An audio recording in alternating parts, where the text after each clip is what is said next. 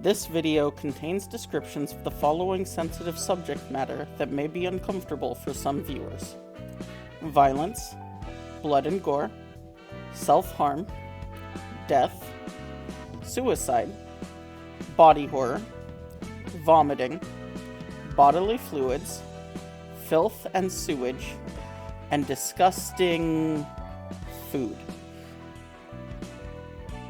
The following video is a tabletop RPG actual play of Fabula Ultima with lore based on the Project Moon universe. There may be discrepancies between official Project Moon lore and the events of our own game. This is a fan work and we do not own Library of Ruina, Lobotomy Corporation, Limbus Company, or any other part of Project Moon's universe outside of the original characters we have created for this game. Please be nice to us. Thanks, y'all.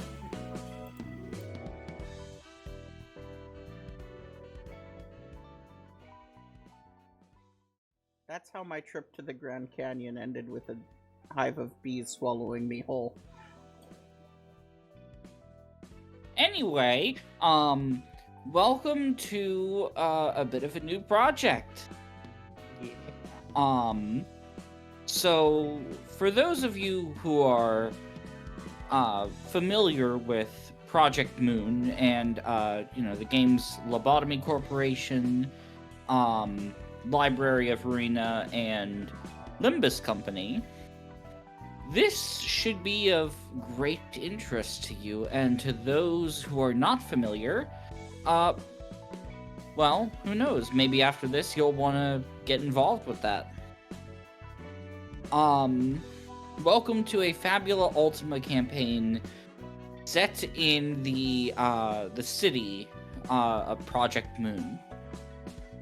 This is supposed to be taking place at about the same time as Library of Ruina. So you might see some parallel events going on.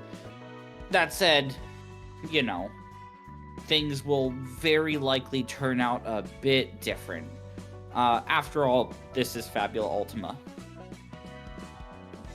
I am your storyteller. My name is Taifa, pronoun she, her.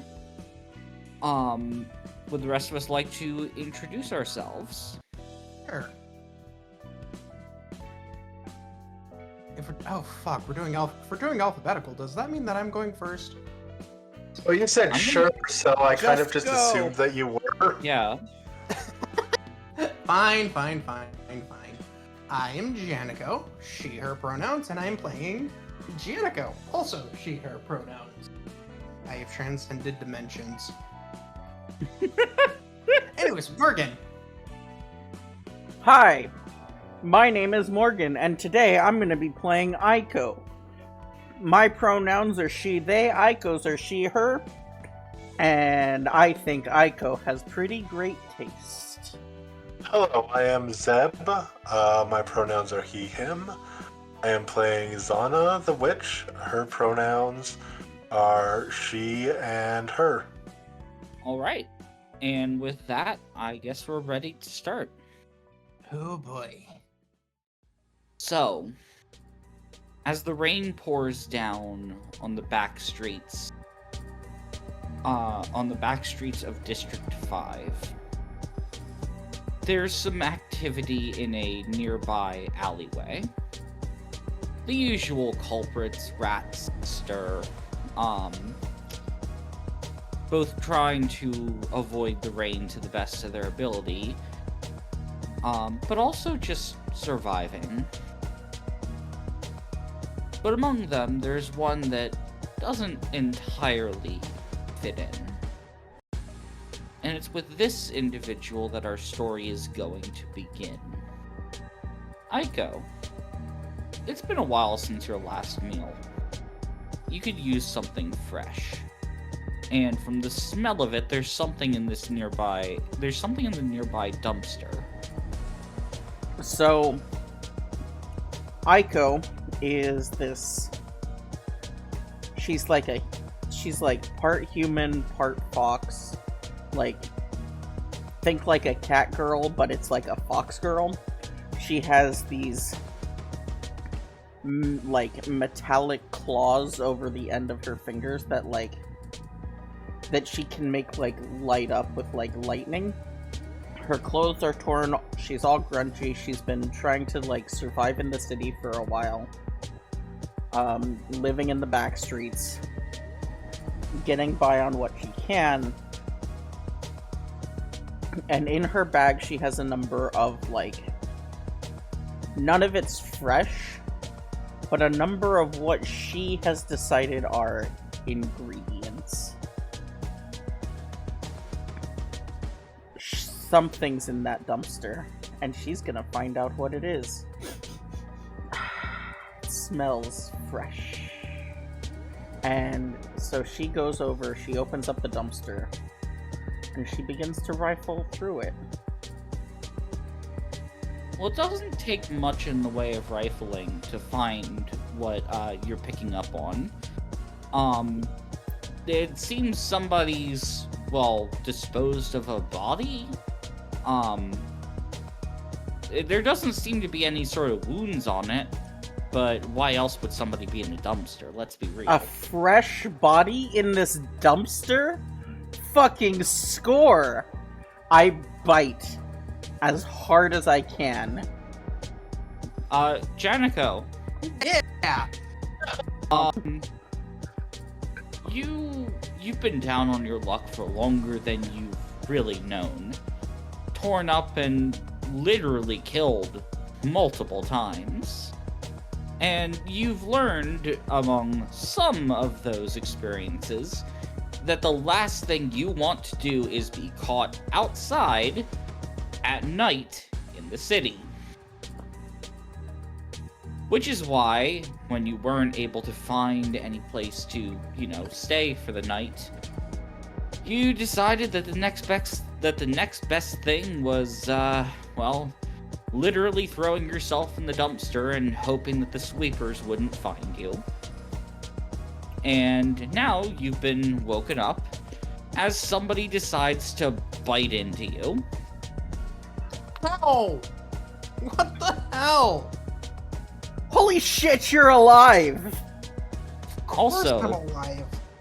Aiko. I bite you again. Ow! Just double checking. As you bite down, you expect the invigorating taste of blood. But that's not what you get. You get something sour. You get something bitter. Something that you've tasted before, but not in this concentration. Oh god. What is this? Oh. This is the taste of Enkeflin. You taste so bad, what the fuck? Normally, the only individuals that have even remotely this level of taste are severe addicts. Those who have taken so much Enkeflin that it has rotted their organs through. This isn't even edible anymore. How many drugs are you on? None? It's weird, okay? Janico, Yeah? the second drugs gets brought up, and the commotion in the dumpster, you notice some of the rats that have just kind of been taking shelter in this alleyway. You notice them kind of poke their heads up from what they're doing. Ah, shit. Okay. You can stay here if you want, but I'm gonna head off. You probably really should move. The rats are getting attention. So really quickly, I'm only a little bit aware of this particular series. When you say rats, If you need to clarify lore, you are more than welcome to ask questions. I will answer them. I'm aware that basically all of you only know essentially the things that I've told you, or in Zeb's case, that you've encountered in the game, which I don't think you've gotten very far. could you explain rats? Okay. So in the city, there are many different groups that hold power. Be they fixer offices, corporations, or syndicates. Rats are none of those. Rats are common thugs. Basically weak and unimportant enough that they do not count as any form of syndicate. Rat packs operate by themselves. Typically, there's no big organization. But you can find them in pretty much every part of the backstreets. So Aiko would be considered a rat. Yes, Aiko would be considered a rat. I believe that Aiko has ties to a syndicate. However, once getting kicked out, Aiko would have basically been demoted to being a rat. All right. So I think I'm curious about this person who just woke up in a dumpster. If you're getting out of here, I'm coming too. You're stuck with me now.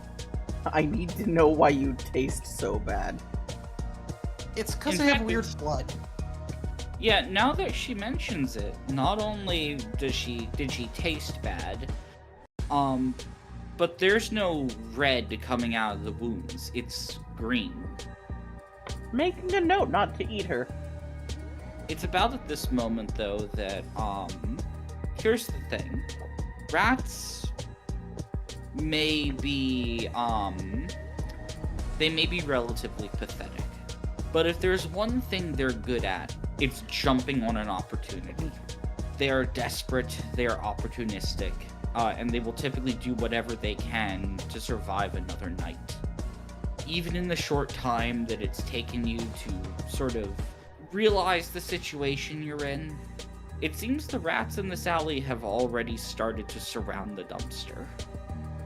I don't want to get hooked up Hey. to the Decathlon generator again. So, Zana, was it? Yes. So, you're an independent grade 9 fixer, down on her luck, right? Yes. So I imagine you're probably going through the streets looking for potential opportunities for work. Correct. Well, it's about at this point that whether to get out of the rain or to get to a different part of the street, you kind of just duck into an alleyway. Only to basically walk in on the scene that I've previously described. A bunch of rats seemingly surrounding a dumpster with two individuals inside of it. Little rats, what are you up to now? One of the nearest ones turns to you and is like, "Shit, we got more trouble." Indeed you do. The one next to her is like, "Whatever, it's just one more person. We still outnumber them." I am not one more person. I am Zana the Witch. Oh, spooky title. I'm shaking. I pull out my scythe. One of the rats in the back, upon seeing the scythe, you catch them just kind of giving one of those gulps. So are we about to fight these rats? Well, unless one of you has some way to make them back down, seems like that's where things are headed. So, I need a reminder on something. In our first session, how many Fabula points do we have? Oh yeah. That's actually a good question. I don't know. Might be 2. I know that you get one if you have none at the start of a session. Okay, 98. 98 Okay, seems like a Fabula bit points. high. Fabula points at character creation. Each newly generated character automatically receives 3 Fabula points. Any other Fabula points must be gained during play. Okay, so that means you all start with 3. Mm-hmm. So There's a witch lady. Do we see the witch lady? I Yeah, mean, you should.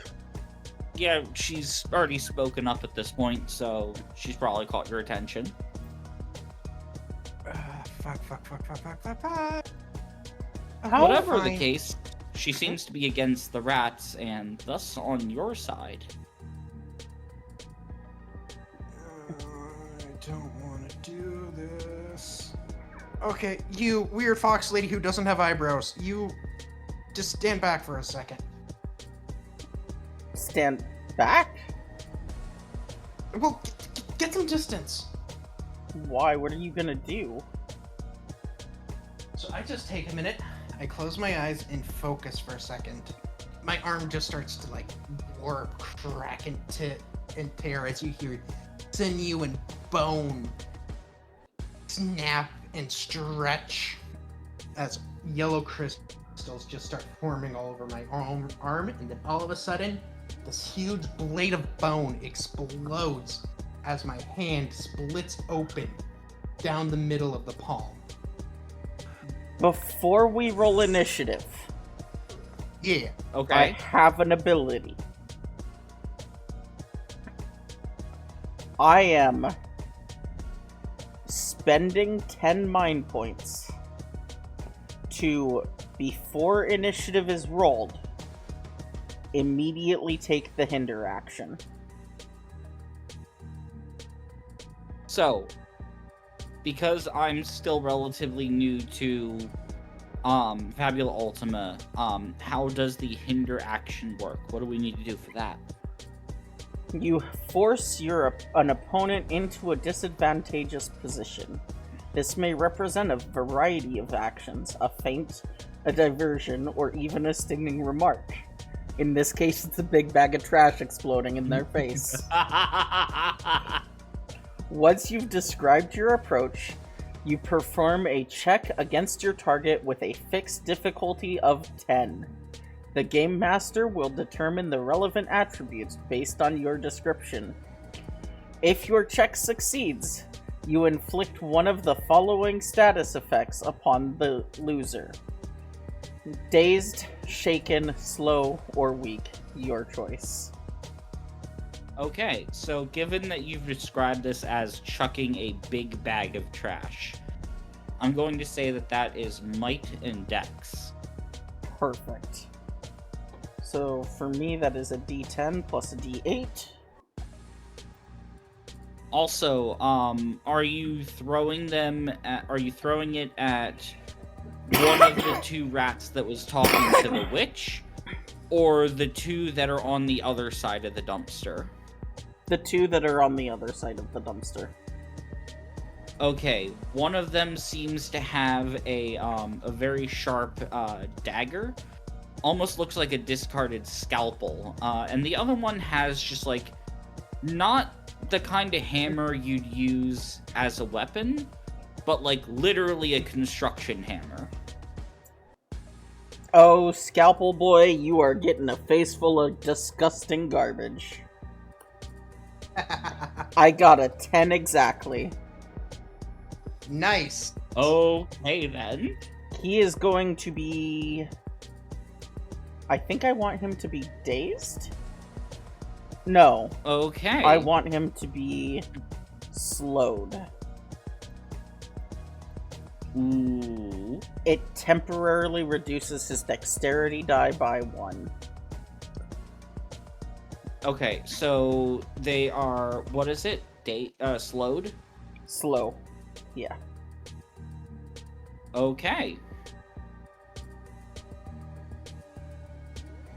Question, does that affect their initiative? I believe it does affect their initiative. Okay. Although, if it's a group of them, it affects the one guy's initiative. And Okay, the got way initiative works, it shouldn't make a big difference here. Okay. So, you hawk this bag of, you know what? Why don't you describe how it fucking happens? hey, catch! And I huck this bag of garbage. And he, like, holds his hands up to block it, but he's got a fucking scalpel in his hands. And the scalpel no! pierces the bag of garbage. And he gets this, like... It's like wet noodles. It's like my God. moldy wet noodles all over his face and his body. And he's just covered in, like, disgusting noodles. You see, like, briefly the look on his face, but, like, as he realizes his mistake, with the scalpel. And just a second later, you hear just this high-pitched scream from him as, like, he just gets up off the ground and is completely coated head to toe in just the nastiest stuff. He looks mortified. The rat with the rat that's like holding the hammer like turns to him and is like, Milo, you good? That shit looks disgusting. And the response from Milo apparently is just, it's in my shoes. Hey Clay, since we're doing this for the first time, we should probably do it proper. Before initiative, we're supposed to discuss goals. Okay. My goal isn't necessarily to kill these guys, it's more to get them to run off. Yeah, Same, actually. our goal is to drive the rats away.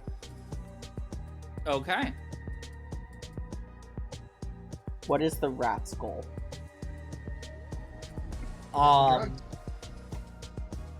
The rat's goal, I think at this point, the rat's goal is basically... You know what? It's specifically... They want Janico. Fuck. Capture Janico? Capture, kill, either way. As long as they can get me in my blood, because... And I don't know don't how- think what they're... Here's the thing.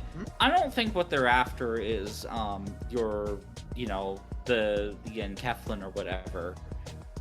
Because that's a bit hard to manage. No, the second your arm transformed, that seems to be what's drawing their attention. Fuck. Based on what you've seen in the city, your guess is that they think it's some sort of fancy augment. Of course they do. Alright. So, initiative. Initiative is a group check that relies on dexterity and insight. Who is going to be the leader for this check? Not me, I only have a 6. D8 in both. I have a D10 dexterity and a D8 insight. Then probably you, which means that the others of us will be rolling first. Okay. If either of you beat a difficulty of 10, you will add +1 to my roll.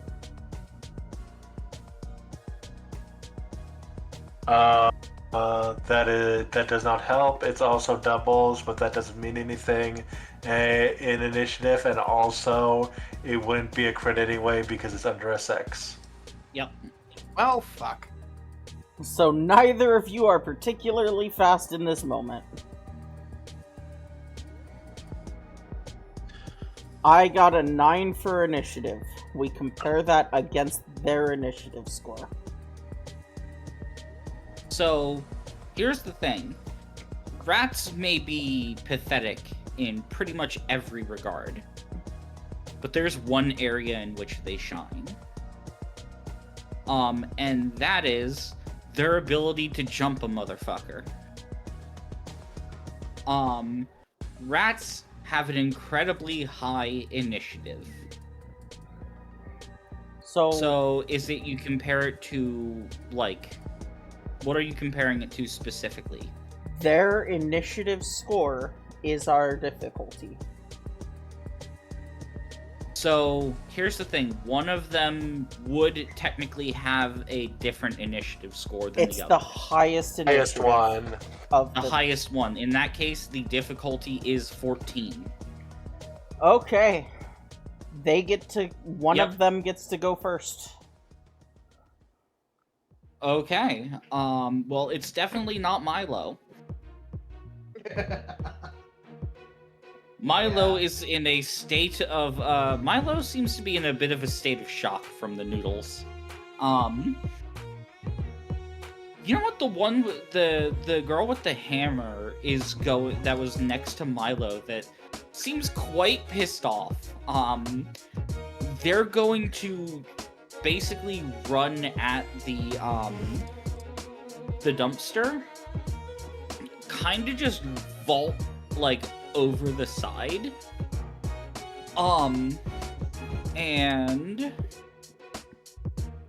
let's see. They're going to use, and for the record, for those that have played Library of Ruina, you may notice the name of some of the attacks and abilities. I am naming them as if they are combat pages from Library of Ruina. Nice. So in this case, they're going to use Dirty Blow. So that is an 11. Does that hit? Who is it going after? Oh, my bad. It's going after Aiko. That does hit, yeah. Okay, that is 7 plus 5 physical, and it inflicts dazed. Ow. So this lady basically just grabs the side of the dumpster, vaults up, and uses the momentum to just crack your fucking skull with this, like, hardware ass hammer. And you are immediately seeing stars. And oh wait, hang on. I just remembered I'm supposed to be rolling the target randomly, right? You don't... No, You you are. don't have to. Oh, okay. I feel in this situation it makes sense that they would go after Aiko. Yeah. Yeah. It's advice that they give in the book. A lot of people don't follow it. Okay, so here's what I'll do. If they don't have a specific target that, like, you know, pissed them off or whatever, I will randomly roll the target. If they do, however, then, you know, Yeah, I'll makes sense. Okay. So we're up now, I and- believe. Yeah. Okay, so I am going to make an objective action. So Okay. my objective here is to get them to flee. This will require from me either an attribute check or an oppose check, depending on what you want. And a complex goal, which I presume this will often require a clock. Okay. I'm going to simply step forward and I'm going to say, little rats, you have no idea who it is that you face. I'm going to give you a chance to run away rather than and find yourself on the wrong end of my wrath. Okay, so remind me what is needed for this. So this is an objective action. You decide whether Ultima. It requires a clock, but if it did it, the fight would just be over if I won this one. So probably it could either be a 6 to 8 or a 10 to 12. I think so. 10 to 12 is a clock that is supposed to end the encounter or do something like massive, like massively beneficial. However, I'm going to draw upon one of the traits that all of the rats have in common, which is cowardly, and say that it only requires an 8 clock. Alright then. So because you are specifically targeting a trait of theirs that, you know, works well, the clock is a bit easier. So I think that this is probably insight plus willpower. Yeah, I can agree with that. I'm just going to go Let ahead me and roll just that. grab the clock real quick. Oh yeah. And what is like the target for this? That's up to you. Objective rolls are about, in this case, I'm basically targeting the clock to make more stuff. Oh, I got a 14. I believe that's very good.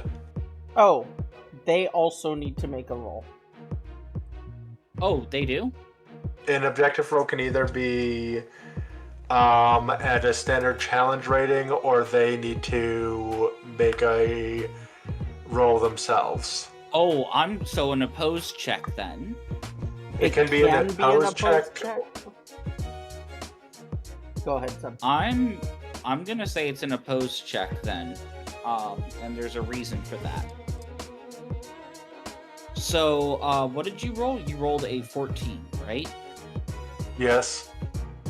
So, I'm going to reveal one of their abilities, because it does pertain to this. And I believe the way that it goes is when skills and special rules are triggered, I'm supposed to reveal them. So this is one for the Rat Thug. Strength in numbers. So basically they receive a bonus to opposed checks that include willpower, equal to the number of allies present minus 1. I see. So in this case, they have 3 allies present, which means that they get a +2. A 5 plus 2, so that's 7. So yeah, no, you beat them. Okay, I think that it also... I think that how much I beat them in by matters with this most of the time, doesn't it? So you Is that a get thing? 1 section for succeeding, and an additional section for beating the difficulty level or opponent's level by 3 or more, or 2 additional sections for beating it by 6 or more. So you get 3 sections. Jeez. Nice. Alright, there we go. Filled by 3 sections. Mm-hmm. You say that, and the thug like looks around at the other rats. So she's like, yeah, talk your fancy talk. We're not going anywhere. As like one of the rats actively starts to back away. And it's their turn now. Yep. That said, before anything else happens, so given the positions in the alley, Zana, you feel someone approaching from behind. Okay. not like approaching you specifically, but like somebody else has turned into the alleyway. And Aiko and Janiko, given your positions on top of the dumpster, you can actually see this individual. A tailored violet suit. Relatively well-kept hair, and you know, decently well-groomed.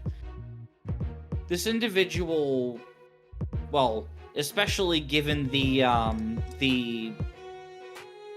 earpiece that he has, complete with a microphone, this individual reeks of being a fixer. That especially goes for the rapier that he has in his hands. He kind of just has the tip of the rapier on the ground, hands on the handle, as he kind of just observes what's going on. Now then, back to the conflict at hand. So I'm gonna say, let's see, I think Ara was the one that went last time. So in this case, I'm gonna say it's Michaela's turn. And she is going to, this is one of the ones with the scalpels. So first off, I'm gonna randomly roll the target this time. Okay. Zana, that means they're going after you. So Michaela is going to use one of their attacks, which is backstreets dash.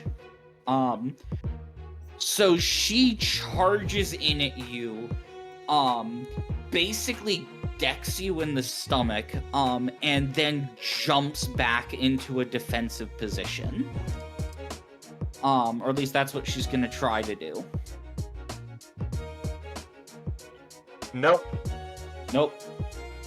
My defense is a 9. So, that is not going to hit. I believe that you said that she's gonna try to run up and deck me in the stomach. I think that I'm just going to gracefully step out of the way. Yep, you do that. You step out of the way, like, and upon missing the attack, apparently she was gonna rely on the impact to push herself back. So she kind of just stumbles awkwardly and is now standing next to you. So, for the record, if this attack were to hit, she would receive a +2 defense and +1 magic defense bonus until her next turn. Oh. However, it didn't hit, so she's wide open. Okay. Back to all of you. Yeah. Alright, so how does the objective rolls work? You describe what you're doing for the objective. Usually the GM determines what stats you're rolling for it. Though your description will probably give a good idea of what it's going to be, and then you roll. Okay, so what I'm gonna do is I'm gonna take my arm sword, and the roof of this dumpster is like solid metal, right? Yes. So I'm gonna cut the roof, not to where it's not usable, just to where it's in different parts now. Different flaps, instead of one solid flap. So basically demonstrating just how nasty this blade is. Yeah, it's like, if you don't want that to be you, back off. Do you actually say that, or do you Yes. just leave the I say that. Okay. So in that case, I'm gonna say that this is might plus willpower. Okay. you're using a combination of your words and physical prowess to intimidate. Yeah, that is actually one of the default ones they have in the roles section. Really? Yeah. Yeah, no, as long as the description matches like what you want to roll, like, you know, I can work with different roles, but like it's all down to what you're describing. 13. 13. Oh geez. All right. And I'm going to, so since it's an opposed roll, let's see. Oh, and this is might plus willpower. Oh, okay. Oh, Oh, fuck. Oh, damn. That's closer than I would have liked. so this dude's easily the biggest one of like of the rat pack. They like kind of twirl this like hammer in their hand, and it's like, this hammer's cracked prosthetic skulls before. I think I'll be fine. Oh dear. For the record, lore-wise, when the word prosthetic is brought up in this case, it's basically robotic parts that have been grafted onto people. Typha. Mm-hmm. They both got the same number, right? Yes. In this game, in the case of a draw on an opposed check, both characters repeat the check until one of them wins. Oh, okay. So, But Alright, fumbles you know what? automatically lose and critical successes automatically win. gotcha. Okay. So, Janico, go ahead and re-roll.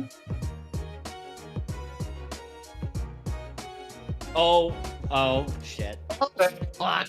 Okay, So, there is Well, the at least I got a chance that Fabula they point. also roll a Yeah. critical fail. Do you get a Fabula point on a fumble? yes, you do. Okay. Yep. Nope.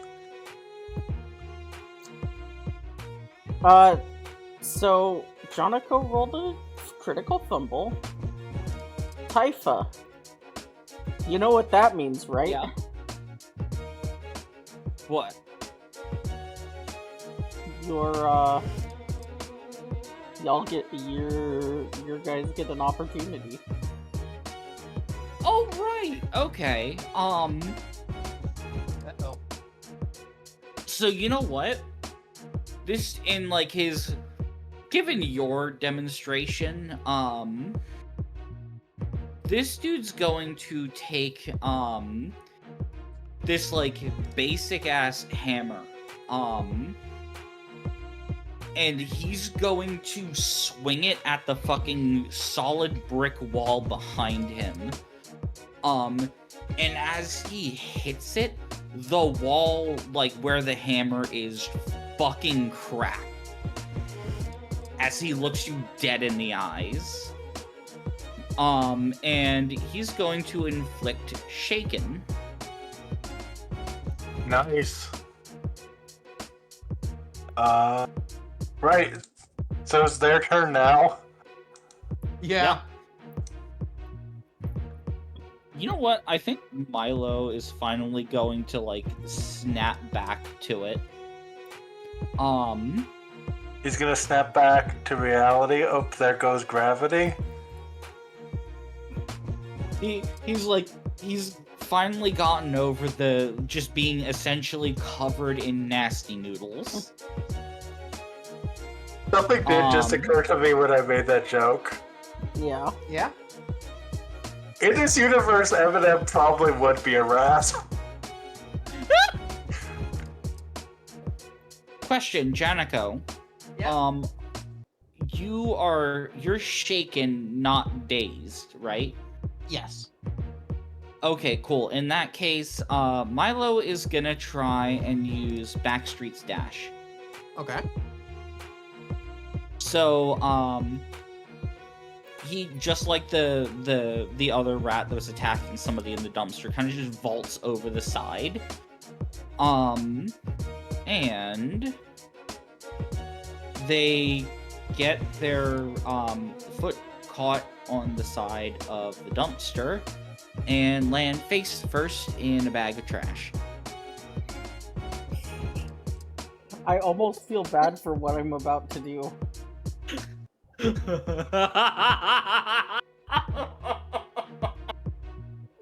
Milo! I feel so bad for this kid. Oh no! So he lands face first, and it's our turn now, He right? Yes, he is covered in nasty noodles.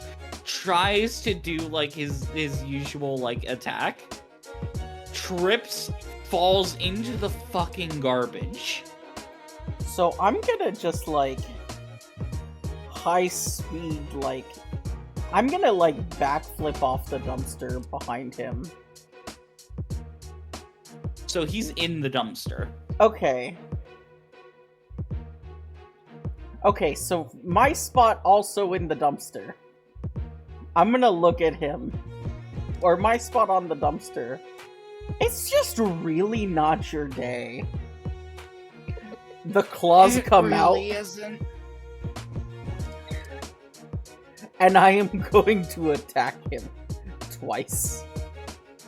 I'm attacking him with my claws.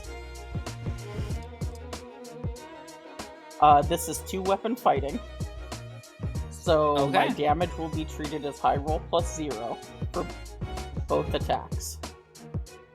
Is it high roll is 0 or high roll is plus 0? The high roll is treated as 0. My normal damage is high roll plus 7, except it's about to get funky because he's got a status effect. Oof! Well, I miss on my first attack. I don't think a 5 hits him. Yeah, no, it does not. Again?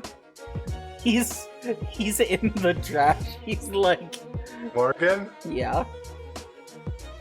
Might I remind you the central mechanic of this game that's in the title? The Fabula points? Yeah. I'm pretty sure you're supposed to invoke something when you do that. Yes, you are supposed to invoke, I believe, your identity, theme, or origin. And I think that allows you to reroll. Is it one of the numbers? It's one or both. Oh. I'll fully reroll the first attack. I'll spend 1 Fabula point. And well, hold on. How are you invoking what you're invoking? My identity is a surviving street rat. I know how these guys fight. I know how they fight. I know how they move. I'm anticipating his movement. Okay, so you're anticipating the fact that they are rolling around in desperation in the dumpster. Correct.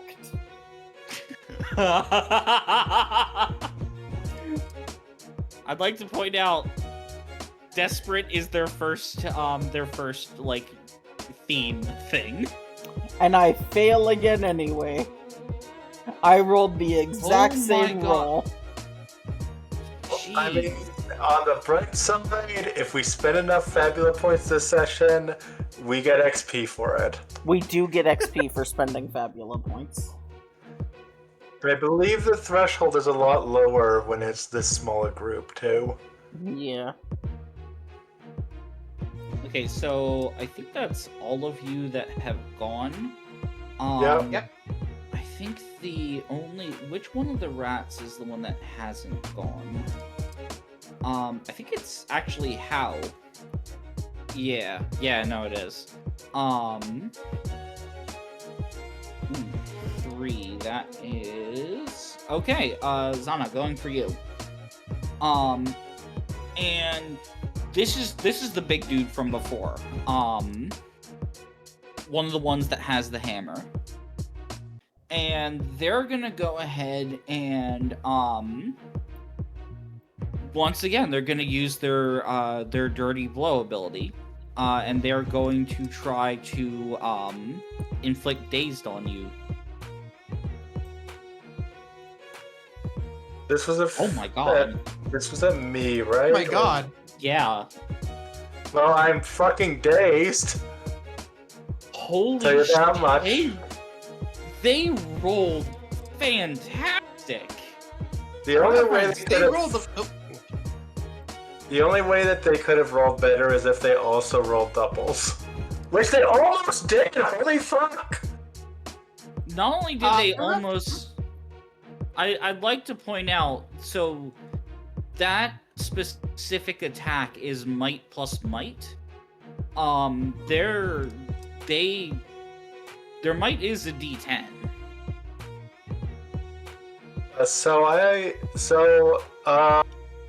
This is a damaging one too, right?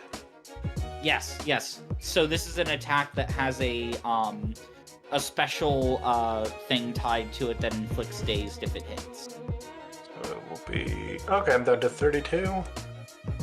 Not too bad. So this rat fucking rushes you down. And rather than like the other one, which was like going for some quick little like cheap shot at your gut, this one swings straight for your skull.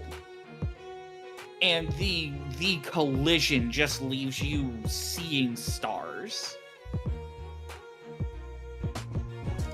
God, this dude is rolling fire. The 2 rolls that he's done have been fan-fucking-tastic. In fact, I think none of them have been bad. This dude specifically. Because this is the one that got into the intimidate off with Janico before. Yep. So they've had they've had 3 different times where they've had to roll, and they've rolled decently on all of them and fantastic on one. So, how many of them are there again? There are 4, four right? of them. Yes. So there's one more who hasn't gone, right? No, actually, because they went first. Okay, well, top of the round, they go again. Yep. So who is gonna go first? You know what? Let's start things off with the most unfortunate one here. Milo! Poor guy. Question. Aiko, are you dazed or no? Where's my stats? There's my stats. I am currently dazed, yes. Oh, fuck. Okay. In that case, they're gonna use their other, he's gonna use his other ability. This might be his big comeback if it actually hits. So, for the record, I have specifically spent two of his skills on this one attack. Oh. That will miss. And thank fuck for that. Take a look at that description, for the record. He is not gut harvesting me.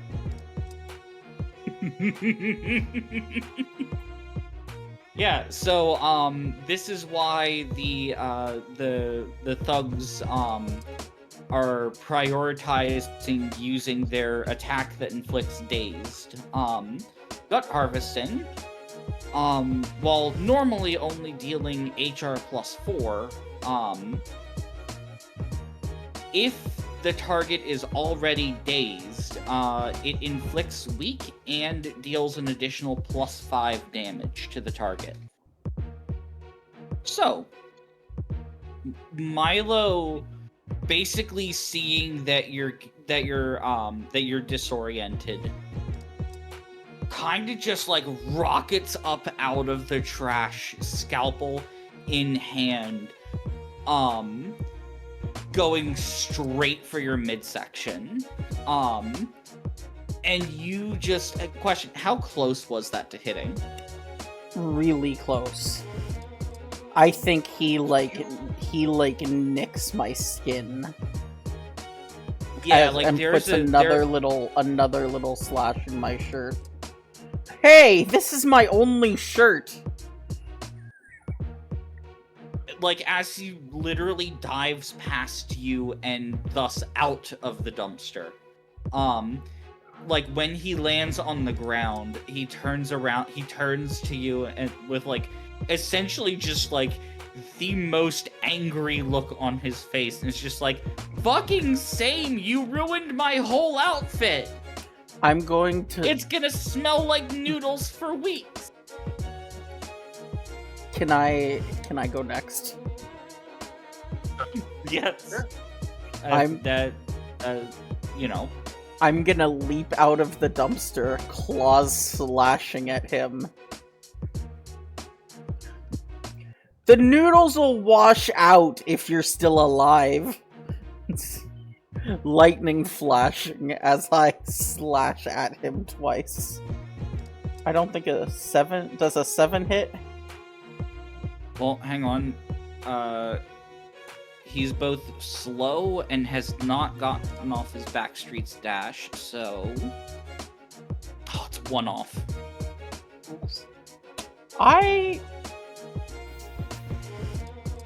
Unfortunately, you don't have any bonds, but you could reroll, like...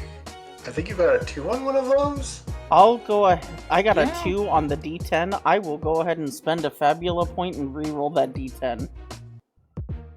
Okay. Kidding me? Are you... Fucking kidding me? Well, I've spent 2 Fabula points on nothing. Good to know. I feel like we need to, like, institute the homebrew rule that I was using in Pathfinder, where if it's the same roll on, like, a, quote, hero point, it doesn't count. We can't do that for Fabula, I don't think. Yeah. It's the classic JRPG experience of having RNGesus not on your side. Yeah, like, it's shit luck. It doesn't feel good, and that's why I feel like I want to implement it. But at the same time, this is Fabula. The stakes are a bit lower than Pathfinder. And then I have my second attack. Are you kidding me? That would have... Oh my god. I'm spending the Fabula point to reroll the D10 on that one as well, and that is all of my Fabula points. Jesus Christ. There we go. Hey, wait, guess hold on. what? That makes it a crit. Oh shit, alright. Okay. So, that makes it a crit.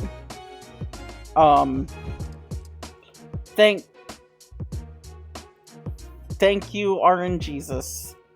I will be sure to perform my sacrifices to Asmodeus. Do you like Asmodeus? Yes. So real quick, damage-wise, it's 7 damage, correct? Almost. It's actually 9 damage, and the reason it's 9 damage... I have this ability. Called Cheap Shot. When you hit a creature with an attack, if the attack only targeted that creature, and they are suffering from 1 or more status effects, you may have it deal extra damage equal to skill level 1, plus the number of status effects on the creature, also 1. Oh, shit. Now I'm seeing the build. Because I'll admit, I was wondering about I was wondering about taking the whole, like, quick thing. Yeah. Now I see why. Okay, so that's 9 damage. Now, I could technically do this with any one-handed weapon if I just have 2 of them. Mm-hmm. 2 one-handed weapons, I could attack with both. Yeah. It's just the 2 weapon fighting rules, but that's 9 bolt damage. But also we get an opportunity. Yeah. Which I need to double check the chart of opportunities. Yeah. I could create a bond towards someone or something. Actually, I think I want him to suffer. I'm gonna make him weak. He's slow and he's weak. Are you sure you want to make him weak? Why? What do you have in mind? What are you saying?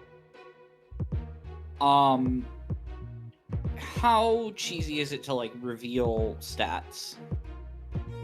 Oh, he's not particularly strong. No, this dude's covered in noodles, and frankly, the noodles have more arm width than him. Ah. I suspect that what Taifa might be implying is that he has a D6, so it would be redundant. That's true. And I'm actually realizing that it is way more interesting to me and makes way more work for Taifa. Sorry, Taifa. I love you. If instead I create a bond. We bring it back, Milo. I'm making a bond with Milo the rat. Hell yeah. Oh, I guess we found Go our on, Sinclair. Morgan. Anyways, A bond of affection.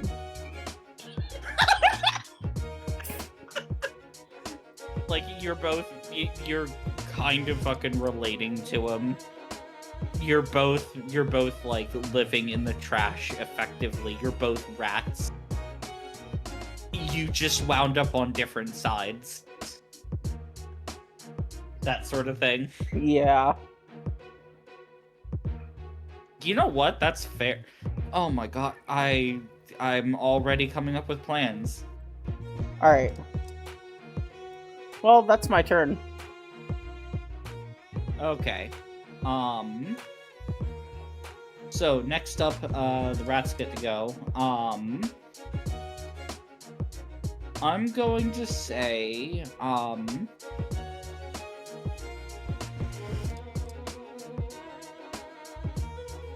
I think it's Ara's turn. Ara is the one who inflicted dazed on Aiko. So they are currently in the dumpster, standing right next to Janiko, actually. Oh. So, Janiko, you're not dazed, are you? no, I am shaken though. Okay, in that case, let's go on ahead and do this.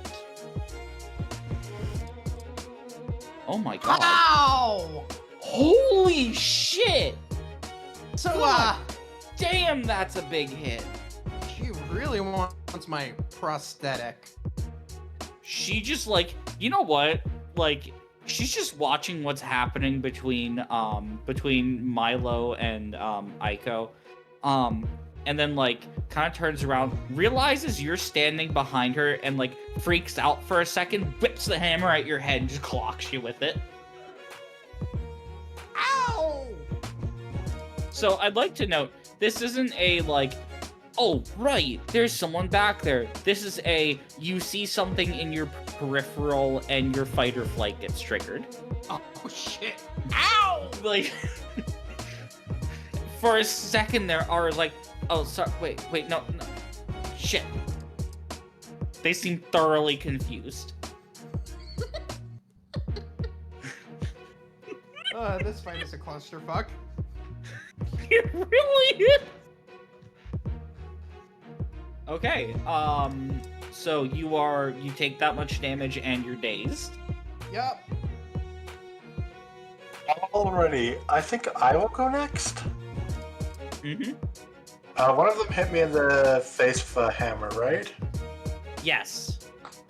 Cool, I spit blood in his face. Oh shit, alright. And I say, do you think that that's what could possibly take me down? I am Zana the Witch. Flee now while you still have the chance. I think I'm doing Insight plus will again. Yeah, I'll give you insight. And you know what? You are directly speaking to Hal right now, so I'm gonna have him do the roll. Cool. So that's a 13 on my end. So insight plus will. There's. Hang on. Oh, okay. So I barely Close? win, but I'm about to do something. I see the fact that you only rolled a 3 on one of those. Oh, it's not going to be a Fabula point. I'm going to use my lucky 7. Oh shit. That 3 is replaced with a 7. That's a 17 then. Correct. So how many stages does the clock go up by? 3.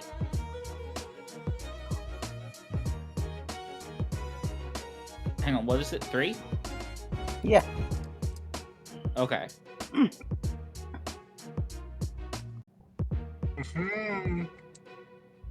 Getting close. Hal was just like standing there, like basically like easily a head taller than you. Yeah. But then you spit blood in his face. And he like wipes it off. Like looks at you, and his confidence seems to have been replaced with actual terror. He starts backing off, and also the rat that's like right next to the two of you kind of like sees Hal backing off, and she's gonna start like, she seems to get thoroughly terrified by that as well. Seems as though Hal might be the leader of the group. So, that's your turn. Let's see, so, which of the rats has gone so far? I think it's Milo and Ara. So, I think that next up, Michaela's gonna go. And real quick, Zana, you are dazed, correct? Yes. Okay, so Michaela, like, grips the fucking scalpel that she seems to have drawn, and kind of using the, like, little spat between you and Hal, is going to try and just tackle you and start stabbing the shit out of you. Days of our lives. Days of our lives. Wait, hang on. Dazed of our lives. Oh my god.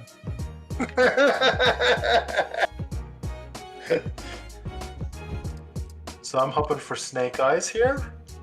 Because the result would be... Oh, no, it did not have... Oh, Jesus fucking Christ. Oh! Definitely not Oh, snake God. eyes. Holy shit! That's their big attack too. That's 18 That- damage. Yeah. I'm in crisis now. So, just like what I said, Michaela fucking dives on you. And literally as you are looking up, like there's almost like as if it's just fucking cinema. There's a fucking lightning strike just as she raises this scalpel up, and goes straight for your guts. So, you are now weak, in addition to the damage dealt. So there's a plus side to me being weak. You have a d6 in might, don't you? Yes. Okay, so it's effectively useless. Also, Zana, as you are, like, knocked to the ground, like, in the corner of your vision, you now finally catch a glimpse of, the very professional-looking fixer that seems to be watching all of this go down. And here's the thing, you're a fixer yourself. You know that, like, there's a degree of professionalism that's, quite important. This isn't like yet another grade 9 fixer. They're a bit higher than that. At least that's what your fixer senses are telling you. My fixer senses are tingling. Yeah. Without a name, it's hard to get any more, like, details. But, like, just from the vibes that he's putting off, like, there's something more about him. Okay, and, who's next? It would have to be me. So, the person on my side just got brutally attacked. I've been trying to get them to defuse this peacefully. It's starting to work, but because nothing I did, I'm getting frustrated, actually. So I guess I'm done being nice about this, despite myself. And I'm going right for Michaela. So you're jumping out of the dumpster and going after the one that tackled Zana? Yep. Okay. So this is technically unarmed. So that's, Jesus Christ, 20 damage, if it hits. Which does it? Hang on. Oh god, why did you have to go for Michaela? It's one off. Oh, wait, God. hang on. You rolled an 8 and a 1. Yeah. You could Fabula point. I'm gonna re-roll that one. re-roll the d10. The D10 really what put on the one? Yeah. The d10's the one that got Oh. the one. Oh damn, that is Oh yeah, it is. bad luck. Yeah. Okay, so I guess Give me a D10 I roll. loser doomed to suffer. I am actually raging against that right now. So Okay. Yeah. No, that is a solid reason to invoke something, is Yeah. trying to fight against it. Oh. Okay. So that is 16. definitely a hit. So, here's the thing. How much damage does it do? Because you didn't put in the HR plus. Yeah, that's good. It's HR plus whatever the default for rolling is plus 12. The default for brawling is 0. Okay, so it's plus 12. So HR plus 12. So that's 8 plus 12. That's 20. So real quick, you have figured out one of their vulnerabilities, which is physical damage. Oh damn. You've also figured out how much health a rat harvester has, which is 40. So I've immediately put her in crisis. No, you killed her. Vulnerable. Oh shit. Oh You're shit. dealing physical damage. Well, you've taken her out. You have the choice of whether to kill her or not. Yeah, yeah, no. I'm gonna roll a 1d2. Okay, who wants to call it? 1 dead, 2 living. Okay. Alright, Well- no, I am consumed right now. Consumed with my frustration, the fact that these people just wouldn't fucking listen to us. She is fucking bisected. I think down the middle. So, Zana, as you are getting effectively massacred on the ground by this rat, suddenly the stabbing stops. And you're left with somebody else standing over you, as blood pours from the two different halves of the rat that was once on top of you. Should have ran away.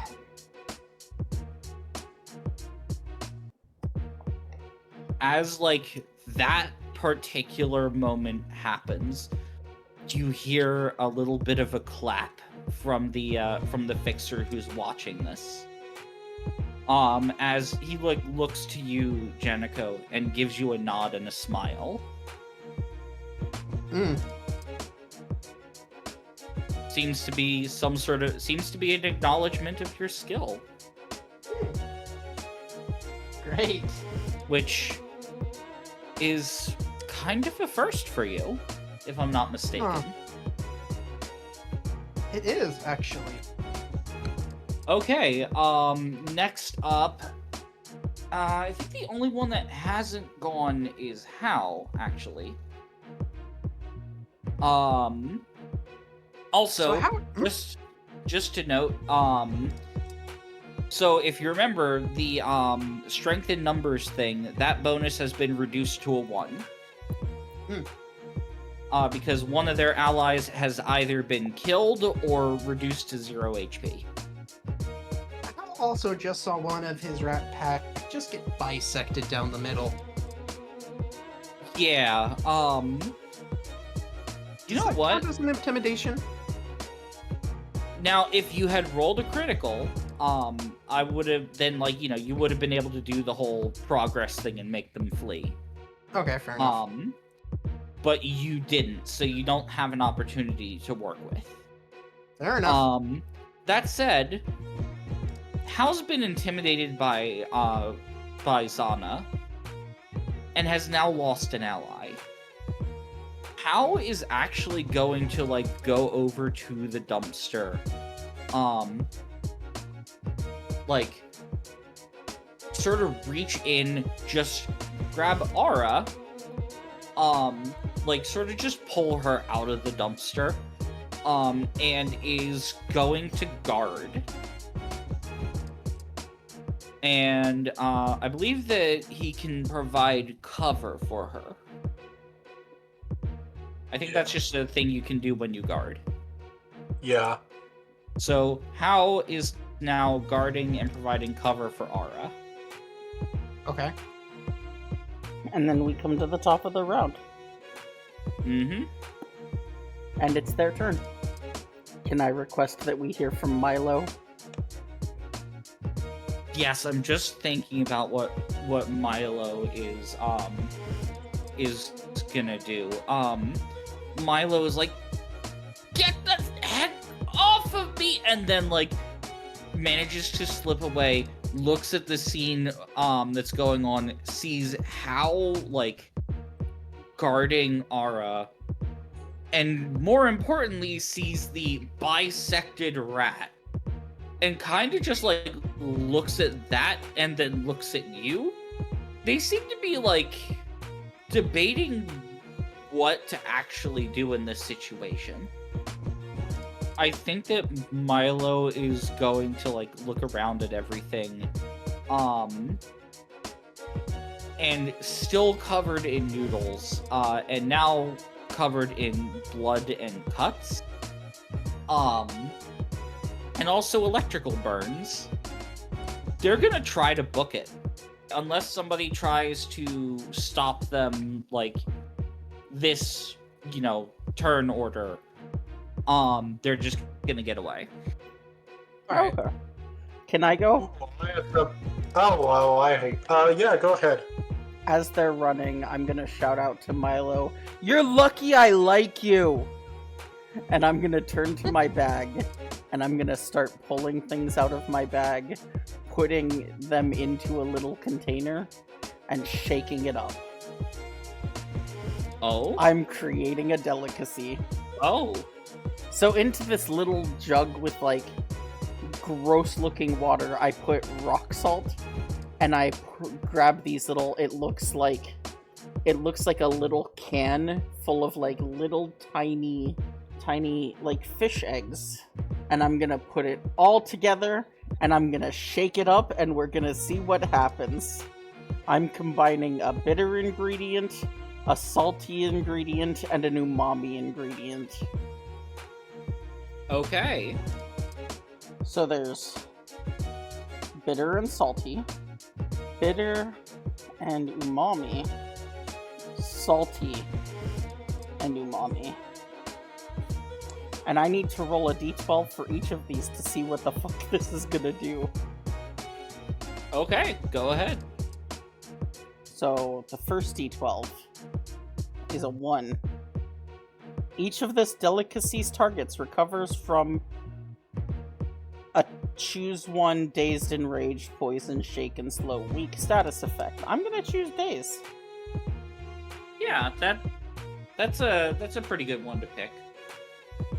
The second one's a 6.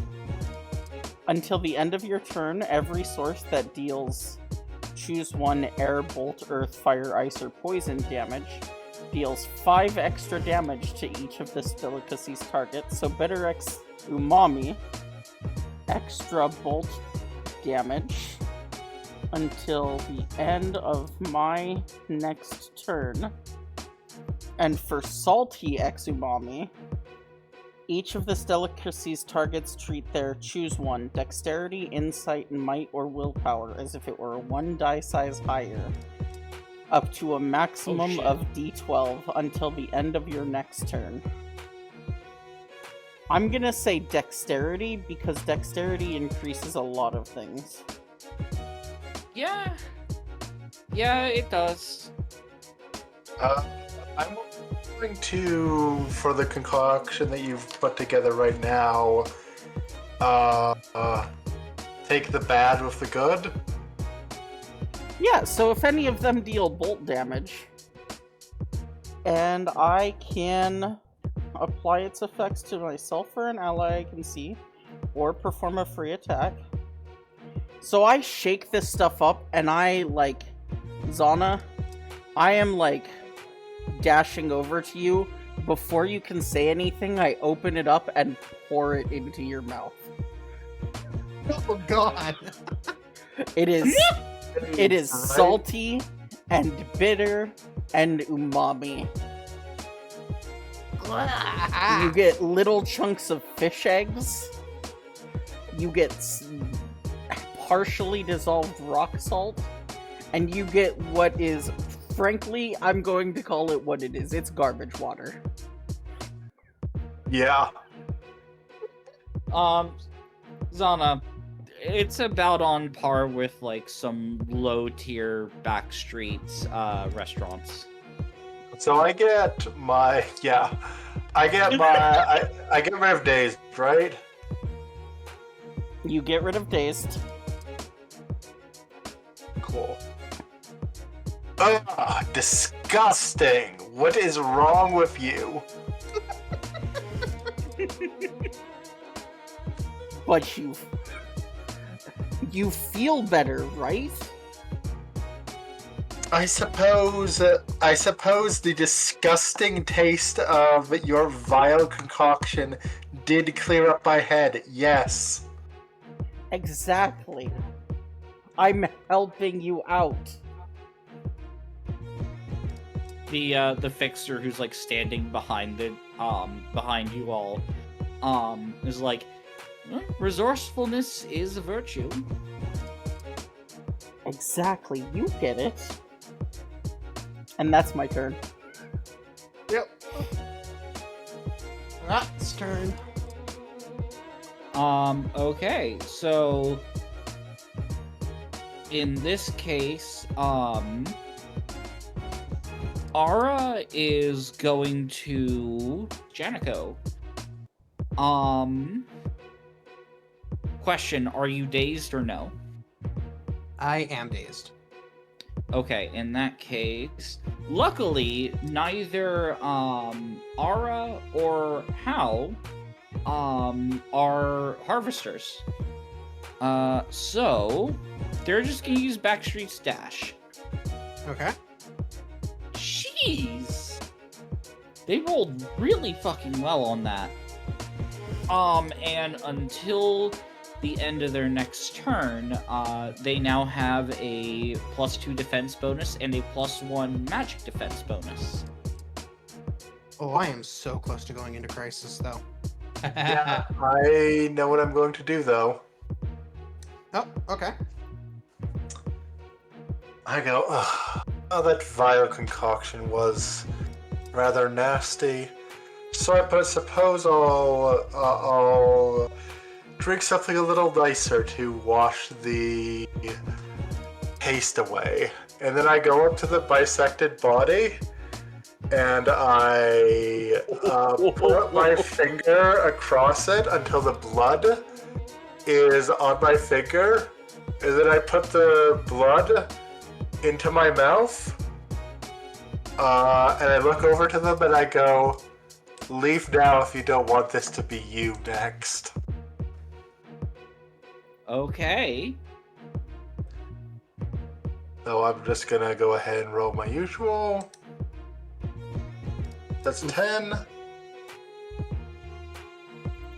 And I'm gonna roll you. I'm gonna have Hal do the roll because he's kind of like been. He's wound up basically being the leader at this point. Yep. However, Hal is down 2 allies. Oh, yes. Yeah, because one fled, and the other, died. Therefore, he doesn't get any bonus. Nice. That is 3 above. Damn. That is two checks. Yeah. So, in that case, the clock fills. I'm just gonna... There we go. Clock is full. And Hal, looks at you as you're either a blood fiend or you're fucking insane. Alright, we gotta get out of here right now. And both of them are gonna fucking book it. I look over to my scythe and say, see? I didn't even have to use you this time.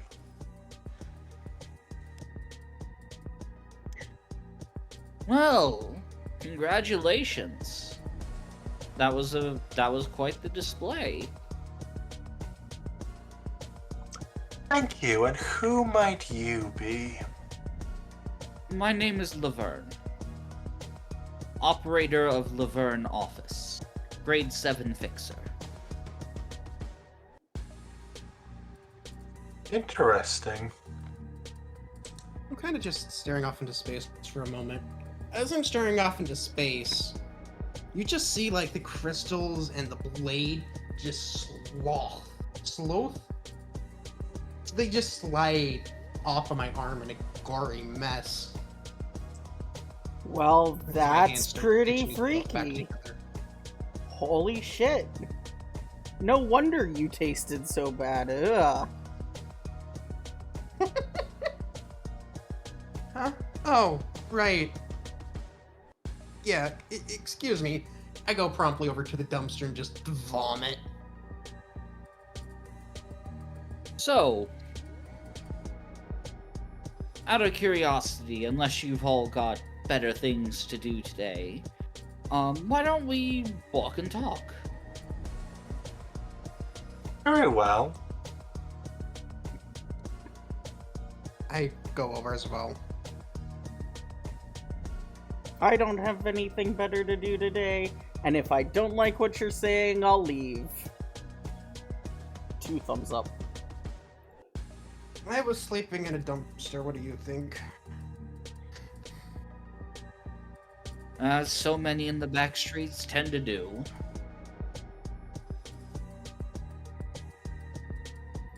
So, as I've mentioned, I myself am a fixer, and the owner of an office. After watching what just went down there, I feel like you all at least have what it takes to look into being a fixer. I don't suppose any of you have a license. I do. I tried getting a license. It didn't go well. Oh, well, that's then this is now. I don't have a fixer license. Definitely don't. Well, tell you what.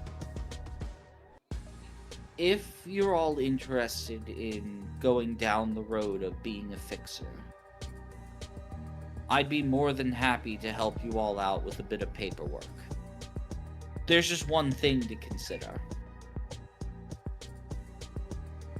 That is whether you'd all like to join my own office, or whether you'd like to strike out on your own and form your own office between the three of you.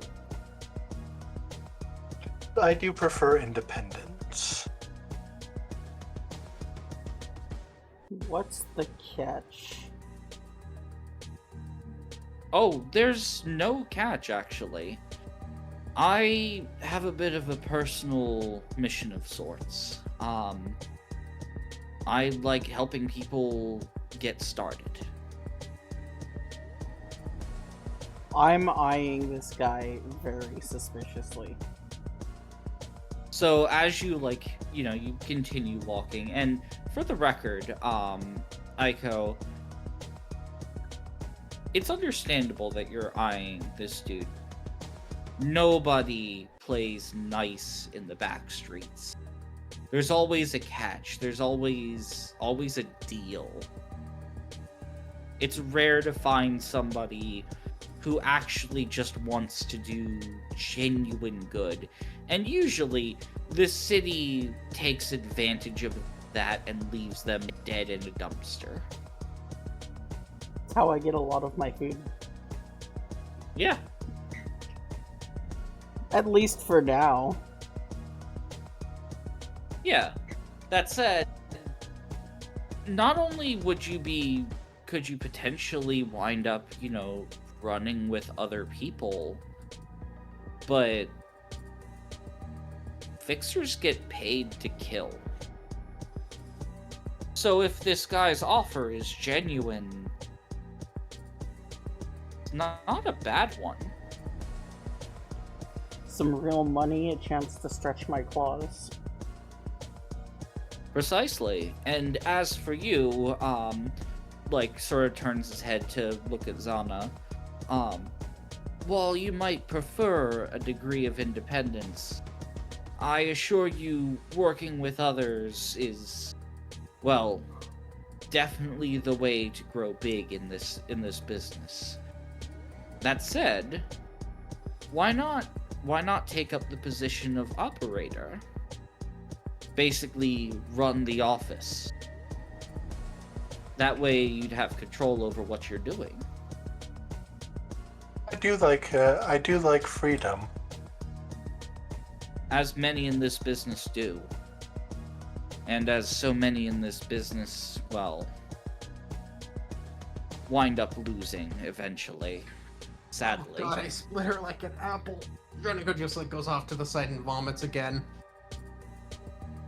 So what's your deal? I'm gonna rub Jonico's back. Hmm? Me? Jonica's just pointing to herself as she comes up from her most recent thing. Yes, you. Well, I exist? No. Hmm? As you said, split a man like an apple. But see, we tried telling her to leave and she didn't listen and she started hurting you and you were on my side and... yes, but my question is, why do you have this reaction to it after you've done it? Why are you capable of doing the thing, but incapable of dealing with the consequence of it. Ooh.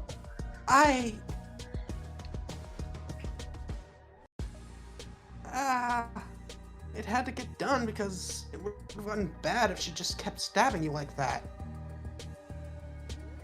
You have not answered my question. Because killing people doesn't feel good.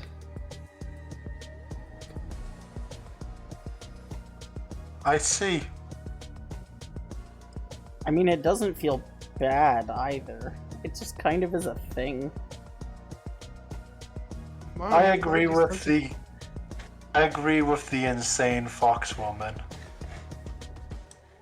I mean, I'm not insane. Drunk what you gave me, you are insane. Sometimes you make do with what you have. And you, she gestures toward the guy. I do want to know what your deal is. I mean, my deal is exactly what I told you. I enjoy helping people. I enjoy helping people get a leg up in the city. I know it's a rare attitude to have, but I've sort of made it my life goal. Sure, the office has taken, well, a bit of a hit as far as its growth. Frankly, if I had been more selfish, I probably would have been a grade 5 by now. But, well, I believe that if we want to see this city get better, we have to actually do something about it. can it even get better? I ask myself that every single day.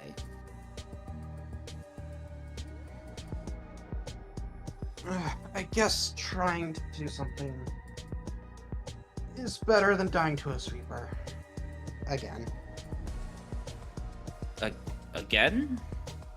Oh! Shit. When we get somewhere more private, I can demonstrate. You're gonna die to Very a well. sweeper? Not a sweeper specifically! You're gonna die. Yeah. How about don't? Oh, shush. She just, like, has a dagger come out of her wrist and just, like, slits her throat. Falls over. And then a few minutes later, the wound on her throat stitches together. And she just gets back up. That always feels weird. Well, now that is quite the ability now, isn't it? What the fuck? I'm weird. Yeah, no shit. What the fuck? Daggers are easier than swords. She says just like grabbing the sides of it and just like yanks it out. That doesn't explain anything. I guess it doesn't, does it? So, tell me, is that some sort of experimental procedure or fancy augmentation? I can't say I've heard of anything like that before, aside from the healing capabilities of K-Corp. It's, she thinks for a minute about how to phrase it. Related to L-Corp. L-Corp? You mean the former wing Lobotomy Corporation? Yeah, the less said about it, the better, especially where we don't know who could be listening. That's fair. I know the misfortune that, former feathers tend to take, so I won't pry. He just snorts. If only I was a feather. Fuck it, I'm in. I am also, as you say, in. Fucking peer pressure. Fine. I guess I can become a contract killer. Now, to be fair, there's more to being a fixer than just being a killer. There's all sorts of different types of contracts. That said, most will require that. You throw up when you split someone with like an apple, and then you immediately say that you can become a contract killer? Necessity over personal preference. Exactly, and that's why you are all going to drink things I make you. I can't decide during our rest which one of you I'm going to have a relationship of mistrust with first.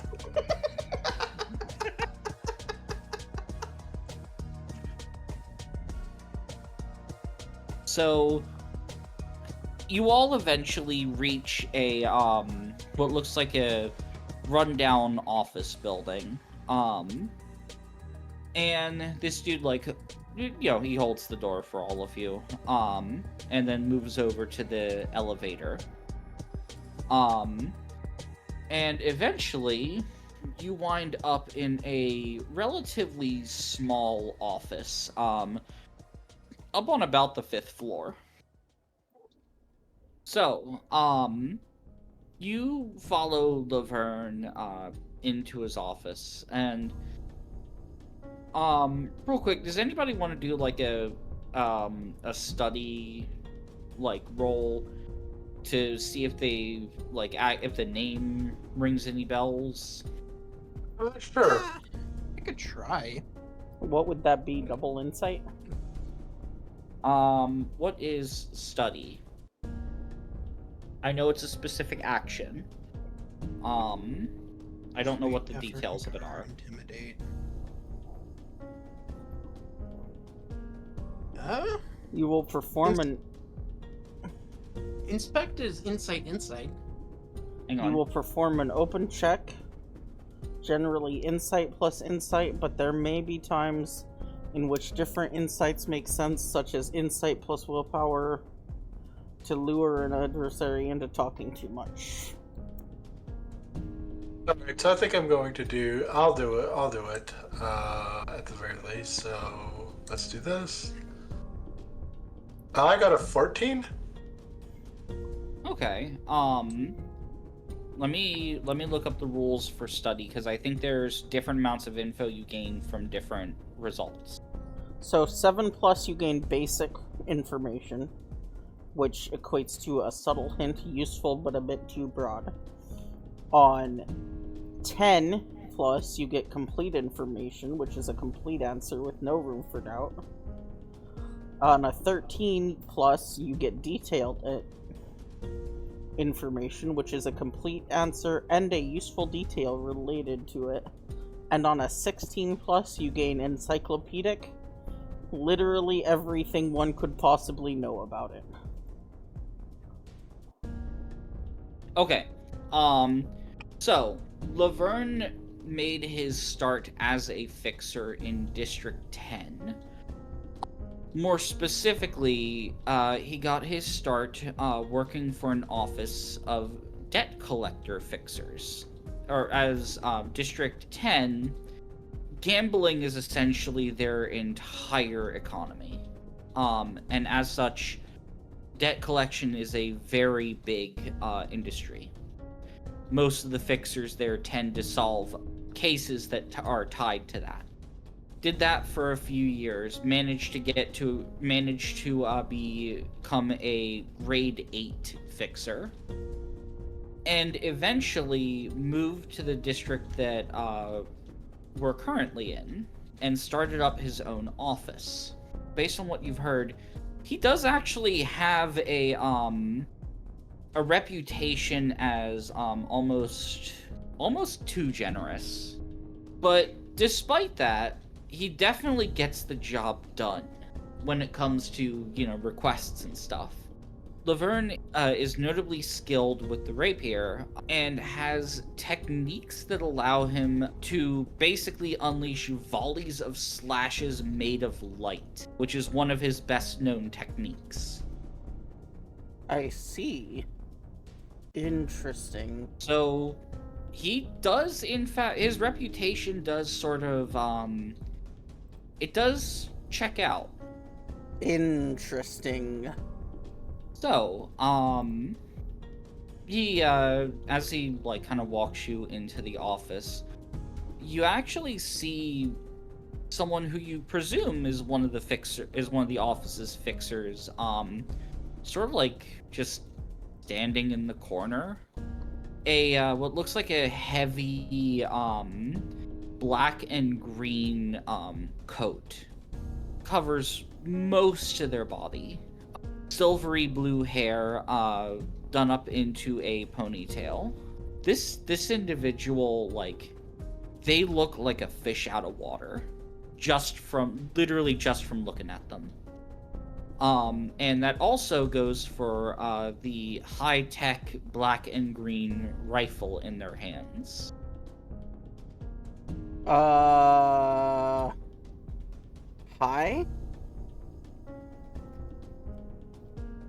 He, like, looks down sheepishly and, sort of just raises his hand and waves to you.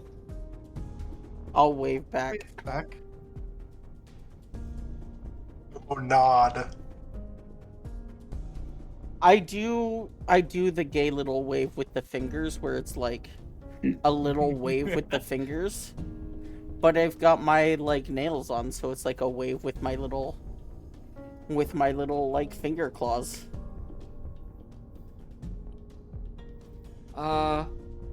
Welcome back, operator. Are these new fixers for the office? And Laverne turns to him. It's like, well, not quite. I saw these individuals fending off some rats, and based on their prowess, I figured they'd go pretty far as fixers go. As such, I've made that offer that I usually do. Is that really wise? I don't mean to question you, of course, but it hasn't gone so well the last 3 times. What happened the last 3 times? Laverne kind of like looks a bit caught, like nervous. It's like, oh, it's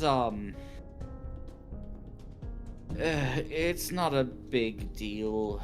I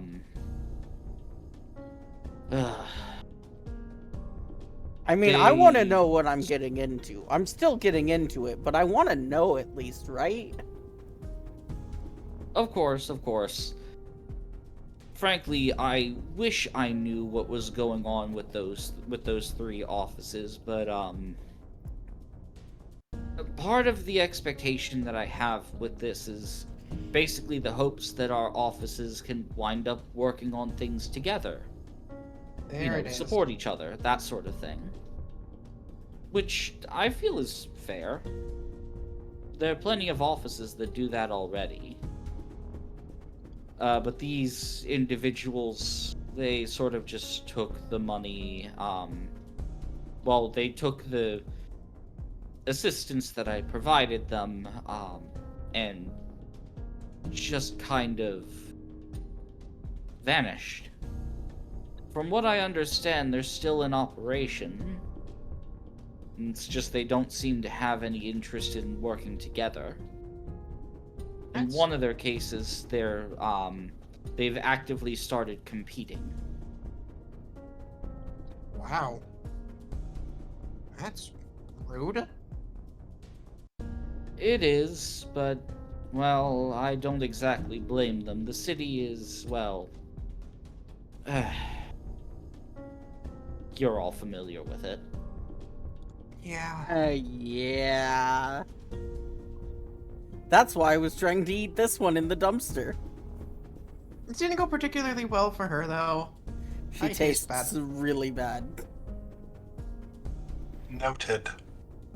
So about at this point, one of the doors in the office gets like thrown open, and this girl walks in, tattoos on both of her hands and also her knuckles.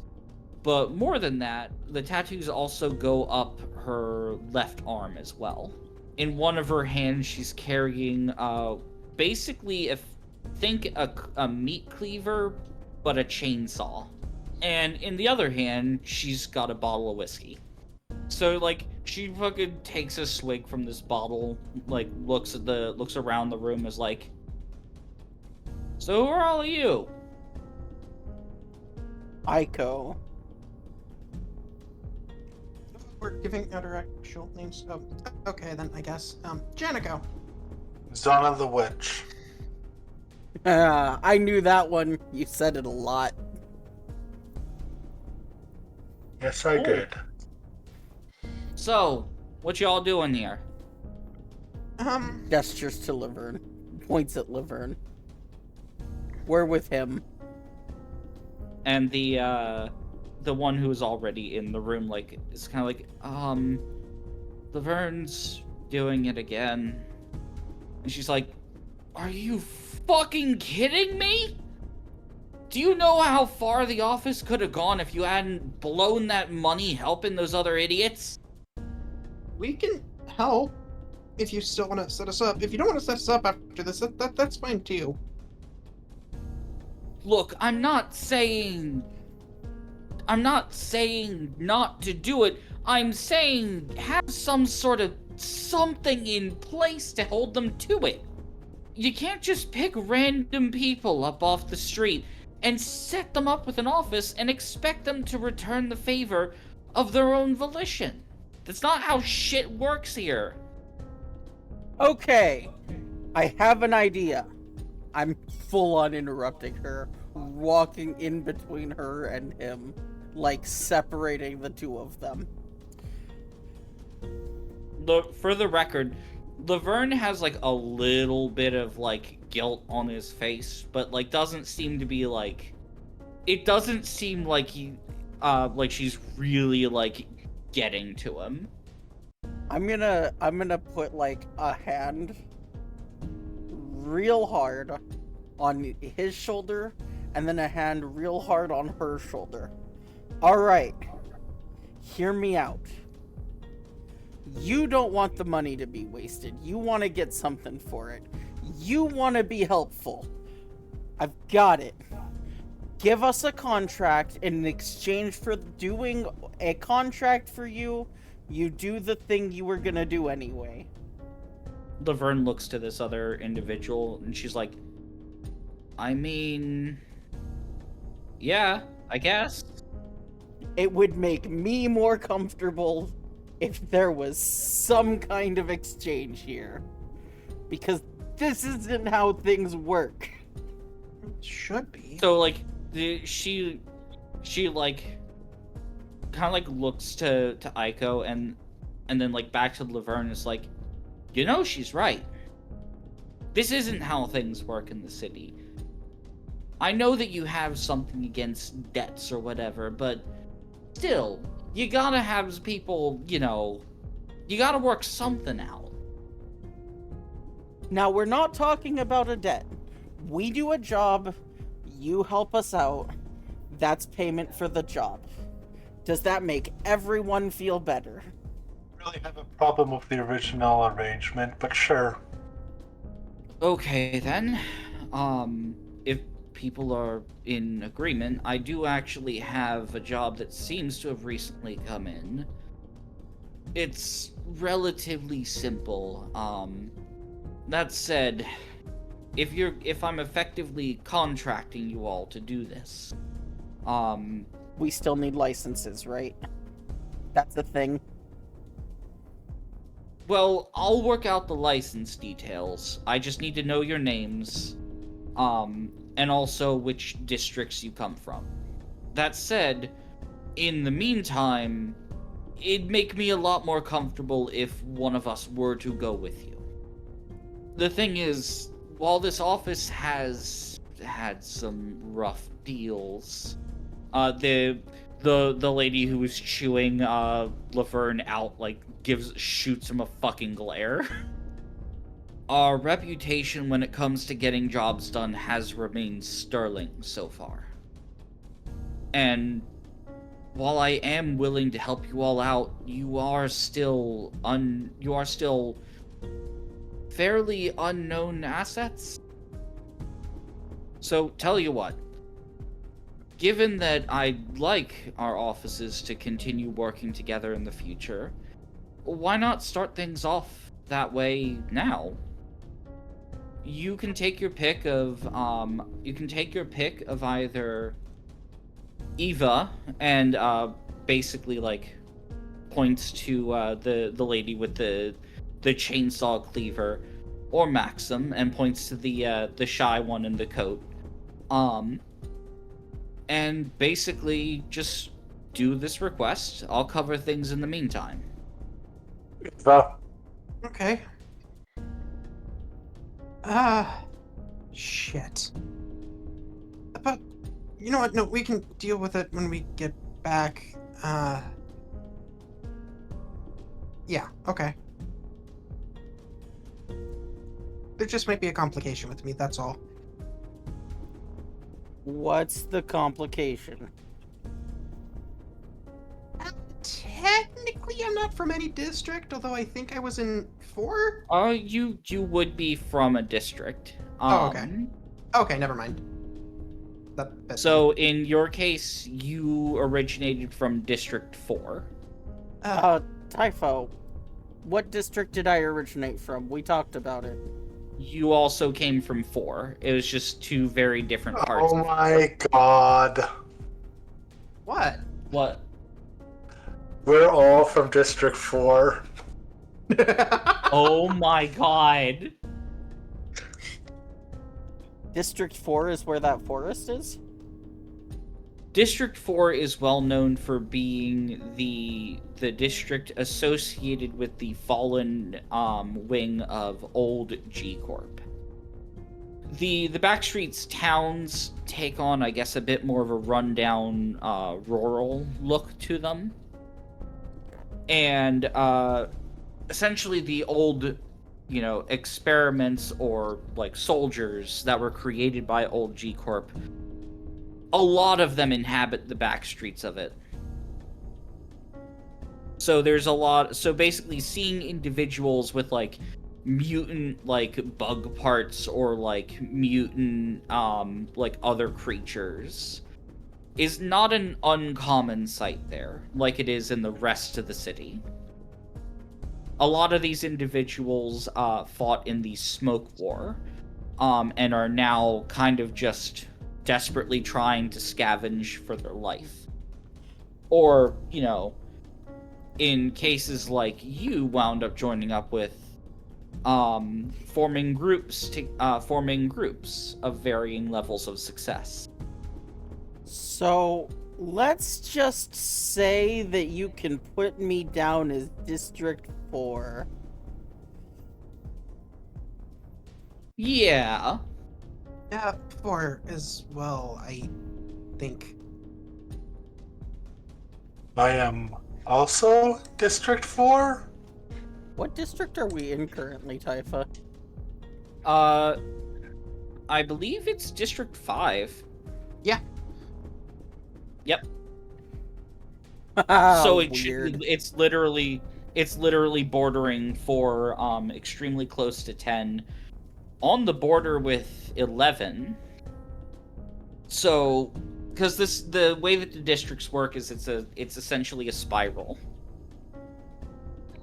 All right, so all from District 4. I can see why you moved here after the fall of Old G Corp. That place is, well, not the best. Fucking tell me about it. I don't suppose any of you have run into the Pack. I know that they're a fairly significant syndicate over there. I know of them. I'm aware of them. God. The first campfire seated is going to be so So difficult to decide which of you to put distrust on.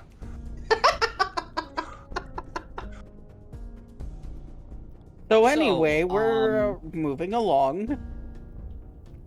So that's the information that I need. I'll send things along, and eventually your licenses should come in. There is also a building that I've had my eye on as far as a potential office, mainly because it's admittedly the cheapest one in the area. I like cheap.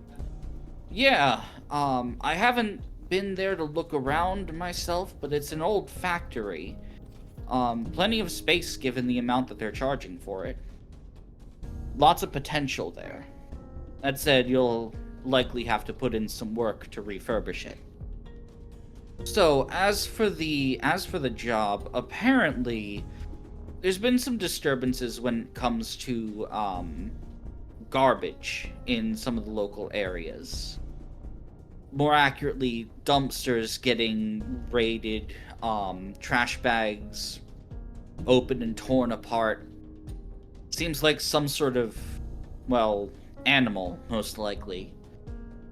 But whatever it is, it tends to leave a huge mess in the area. As such, we've been asked by a local restaurant owner basically to track whatever it is down and deal with it.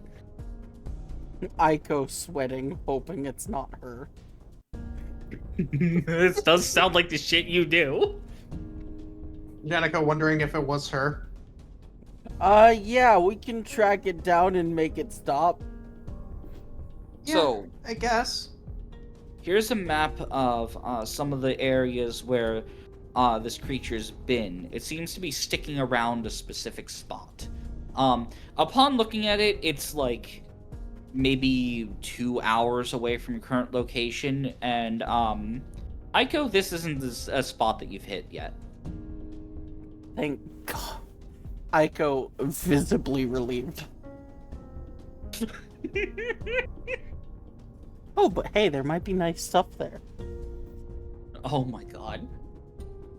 Well, we dealt with one trash creature. The only problem is now there's another. And they have a fixer license. Boss, the fixer's rummaging through the trash again. Hold on, I'll scare it away, goes out and starts banging on some trash cans. Spends a Fabula point to vanish.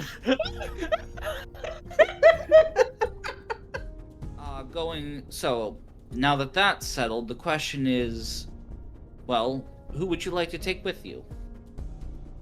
Ava. No, it's... Alright, Chainsaw Mommy it is. Do you say that out loud? Alright, Chainsaw Mommy it is. Eva fucking spits her whiskey mid-chug. Oh, that's wasteful. Says the one who made me waste it. I didn't make you do shit. Oh dear. She looks you up and down, is like, I like you. Same. So you all make your way out of the office with your newfound companion in tow. There is a bit of a walk to get to the approximate area where this has been taking place.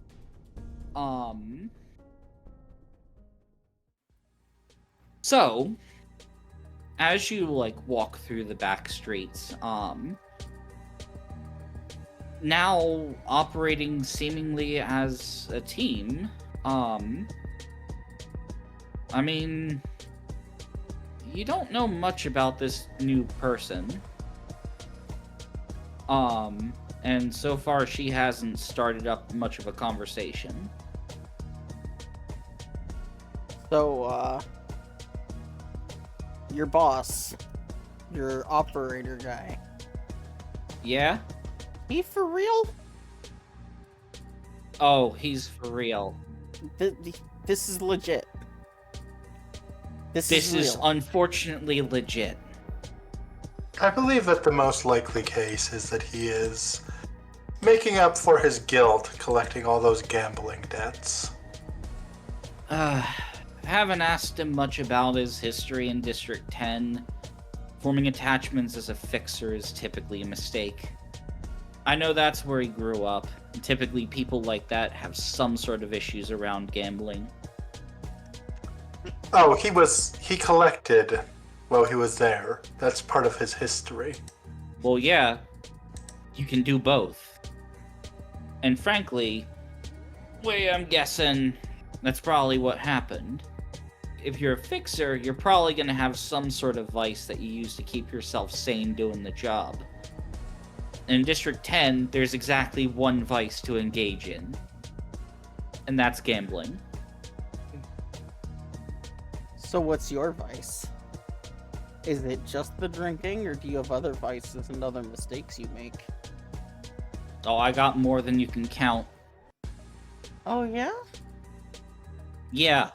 I don't mean to be like a clam jammer or anything here, but maybe save till we're done with the job? Yeah, that's my plan. Bet. So, you notice that, like, while she is kind of casually chatting, she's still keeping an eye on, like, the various alleyways and shadows. Not necessarily nervously, but just... Open eye. essentially, yeah, keeping an eye open. So I have a question. Another? No, out of character. Oh, okay. So, you mentioned these were like 2 hours away. Mm-hmm. Are we getting our first travel roll? You know what? So here's the thing. It's within the same district, but you are traveling I don't have a combat encounter lined up, in the case that you roll bad. It doesn't have to be a combat encounter. Okay, go ahead and roll it. It's, on a 6 or higher, the group encounters a danger. On a 1, the group makes an unexpected discovery. So, here's the thing. I'm going to say that the city, by default, if you are traveling through the backstreets, is a 10. A D10. There may be things to ramp it up further, but unless you have some sort of modifier that's bringing the roll down, we'll use a D10. Yeah. I rolled a 6. What sort of danger do we encounter? Okay, as you are, traveling through the back streets, bear in mind, the back streets are, even in, like, a single given district, are absolutely massive, with a variety of, like, different types of areas and things. As you're traveling through, there's some sort of, like, the temperature sort of starts to rise, and a strange smell wafts through the air. Sour and unpleasant, like sewage. And eventually, as this smell gets more severe and the heat seems to continue rising, you wind up coming across the culprit. It seems as though, essentially, across the entire street, there seems to be a massive, like, crevice in the road. Some sort of, like, strange fumes rising up from it, and a lot of heat is coming from it. Without getting closer to it, you can't see exactly what's going on. But it's enough to make you sweat. Great, a portal to hell in the middle of the road. That's fantastic. Looks like somebody was doing some sort of excavation, I'm guessing. Must have fucked something up. I'm gonna see if I can find us a way around. Okay. So describe how you're gonna try and do that. So I am gonna get closer. Okay. I'm gonna get closer. I'm gonna look around. I'm looking for like the edges around the ledge where we might be able to like find a foothold that isn't gonna fall out from under us. It seems like this thing is literally like tearing into the foundations of some of the buildings. Are there any like clotheslines stretching across it in the building from the buildings? You know what? Yeah, there is one. Only problem is it's about 3 stories up. There a fire escape? That said, I was just about to mention that there is a fire escape. Hey, I found us a way across. We're just gonna have to balance a little bit, alright? What do you Very mean? well. What do you think I mean? I'm not seeing any way to get across. I gesture to the clothesline. Even what you're pointing at is like, are you fucking kidding me? You might be ballsier than me. I'll go first if it'll make you guys feel better. All right. Okay, sure. I'm just gonna suggest just routing through the fucking alleyways a bit. Oh, that's a better, not potentially fall to my death option. Bit of a detour, but like, you don't gotta deal with that. Ignore Hey, what I'm about to roll. What was the... Oh, I rolled double insight. I rolled a 7. I have already started making my way to the fire escape. Okay. The 3 of you are more than welcome to route through the alleyways. So, here's the thing. You can do either method of crossing. Each one will have its own associated check and its own potential penalties. I'm not saying any particular route is going to be easier or less punishing. See Morgan's fucking roll. Hmm? I want to see Morgan's fucking roll. Alright, I am going across the clothesline. What am I rolling for this? Dexterity? It's dex plus dex. Cool. Ah! That's bad! Oh! What did I need? I have no Fabula points. So, is there a list of typical targets by, like, difficulty?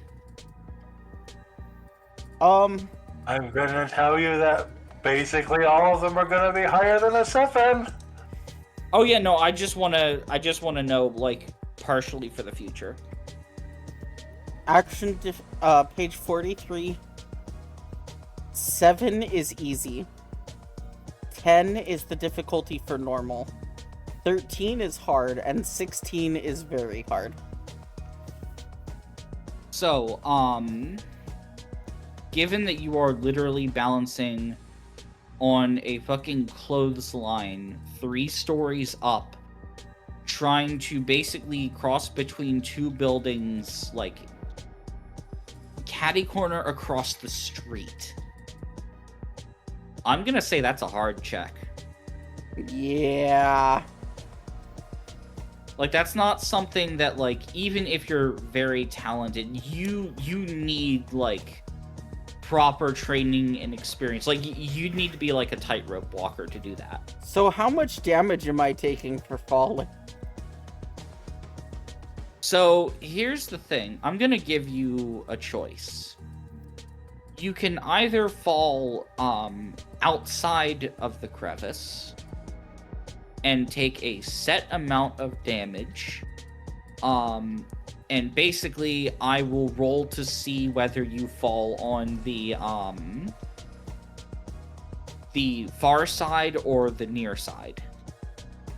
If it's the near side, you have to try either the same route or a different one again, because you haven't crossed the hazard. If it happens to fall on the far side, you take the damage, but you are across the crevice. Or you fall in the crevice. You will not take any immediate damage. However, you will wind up in a situation where you are in danger and have to climb out. This will likely involve fighting against a clock and taking damage on fails. So, you all see Aiko climb up the fire escape, balance, and attempt to tightrope walk across the clothesline. As she does, as she gets toward the middle of the clothesline, both sides snap and she goes in the crevice. Okay. So, before that, that is Zana's response. Oh, wait, did you... I heard before that. That's all I heard. Yeah. Oh, she clapped sarcastically. Eva's like, oh shit, she's actually oh, no, there she goes. We should probably fish her out, shouldn't we? So I'd like to try to climb out, hopefully on the far side. So, I will say the two sides are not equal. One, and for the record, the reason you did not take damage is because you seem to have landed in basically a pool of essentially boiling hot sewage and gore. Oh god.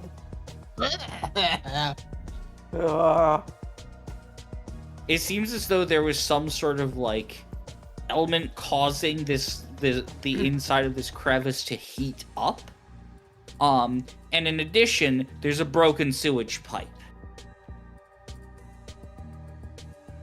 So you do not take any immediate damage because your fall is into basically that pool. But your eyes are burning. You are covered in the most toxic sludge. And now you need to fucking climb. I'm gonna climb the fuck out of this. So, here's the thing. On failed attempts, you will take poison damage. Well, you will take poison or fire damage. I think your resistance is the same regardless, so just gonna say it's a little bit of both. Now, if you want to climb out on the side that your allies are still on, that's a 4 o'clock. And also, the DC is, or the difficulty is 7. If you want to climb out on the far side, it is a 6 o'clock with a difficulty of 10. I'd like to climb out on the one my allies are still on.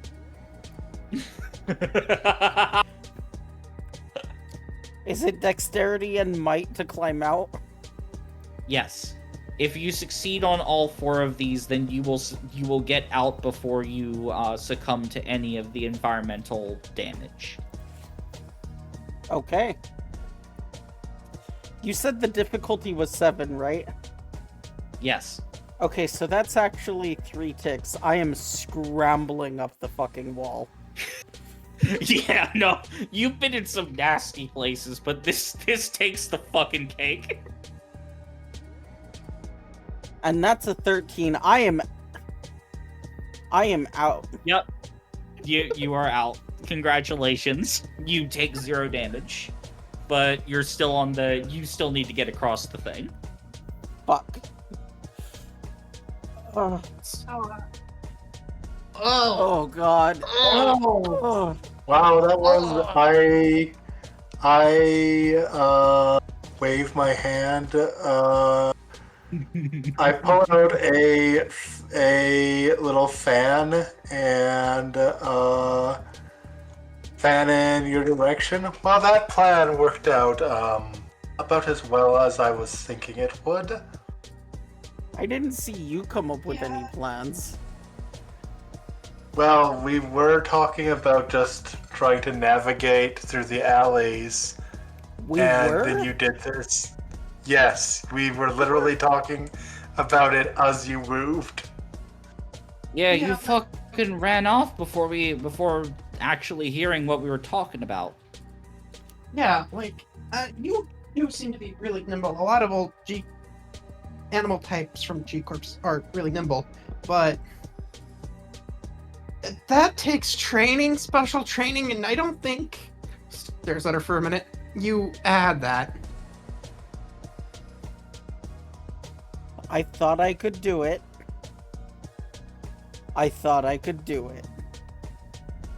Let's go through the alleys. So, you start making your way through the alleys. And as you do, I'm gonna say this is a group check, since you're all doing it. Alright.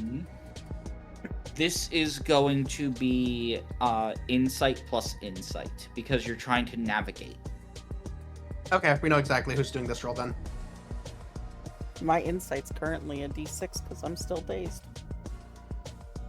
Oh, I have... real quick, you would have gotten a chance to rest up at the office. I'm sorry, I should have mentioned that.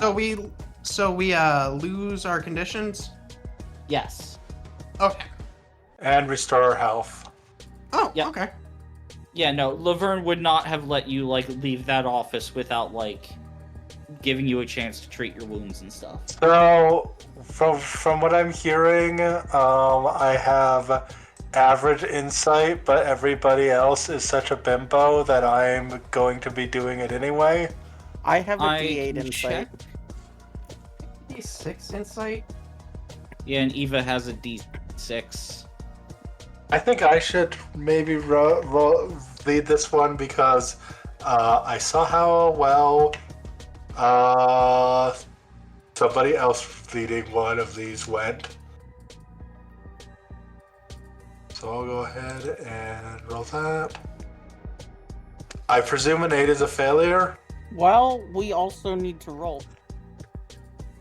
Oh, yeah.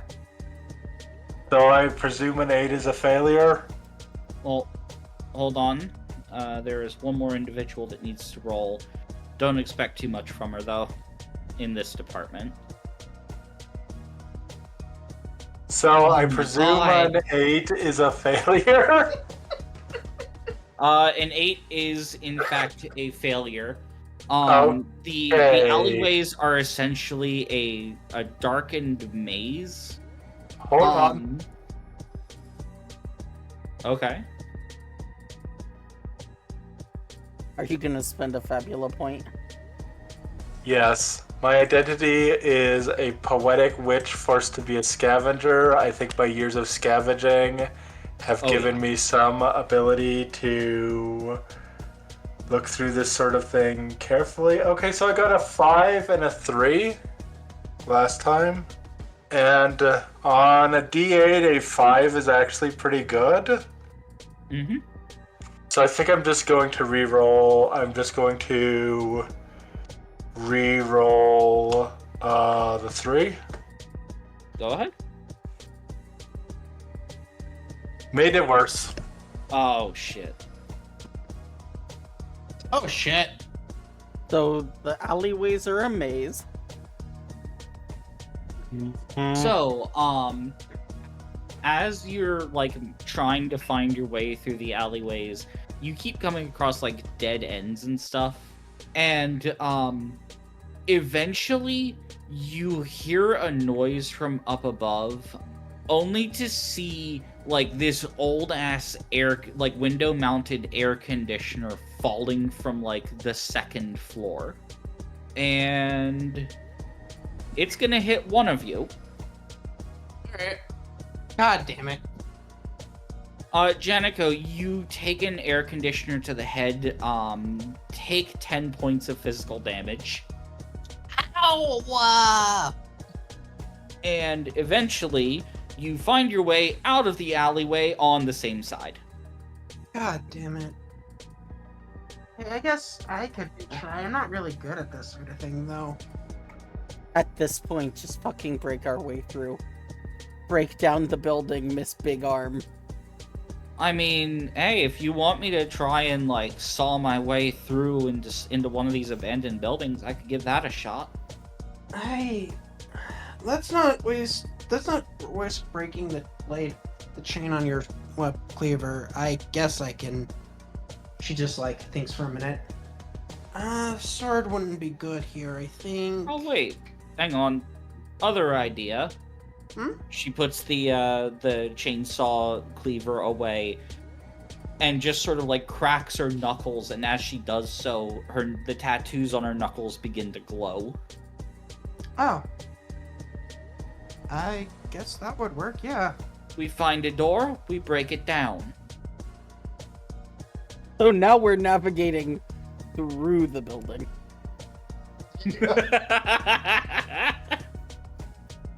Janico! Yeah! So, Janico, you are welcome. You have priority when it comes to being the one to do this, or you can leave it up to Eva. Okay.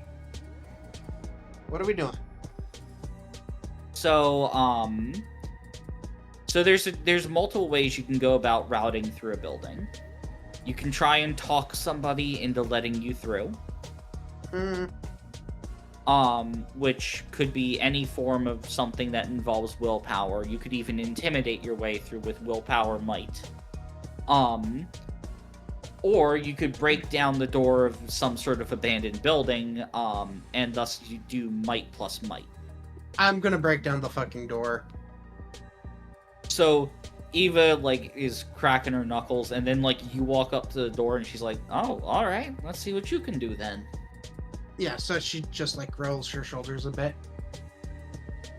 And she just holds her arm out. And you just see her hand get encased in that yellow crystal. And just, like, a bludgeon of sorts forms over it as she just smacks the door down. Smacks into the door. Go ahead and roll me might plus might.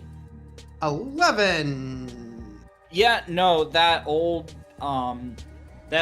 like, disrepaired door flies off its fucking hinges. Might have hit it harder than I needed to. Hey, got the job done regardless. So I see what the actual solution was this whole time. Rampant physical destruction. Hey, gets the job done most of the time, at least in my experience. People can be dumb and don't want to listen, so you gotta make them listen.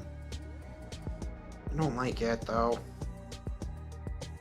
I mean, the other option is to just beat them till they stop objecting.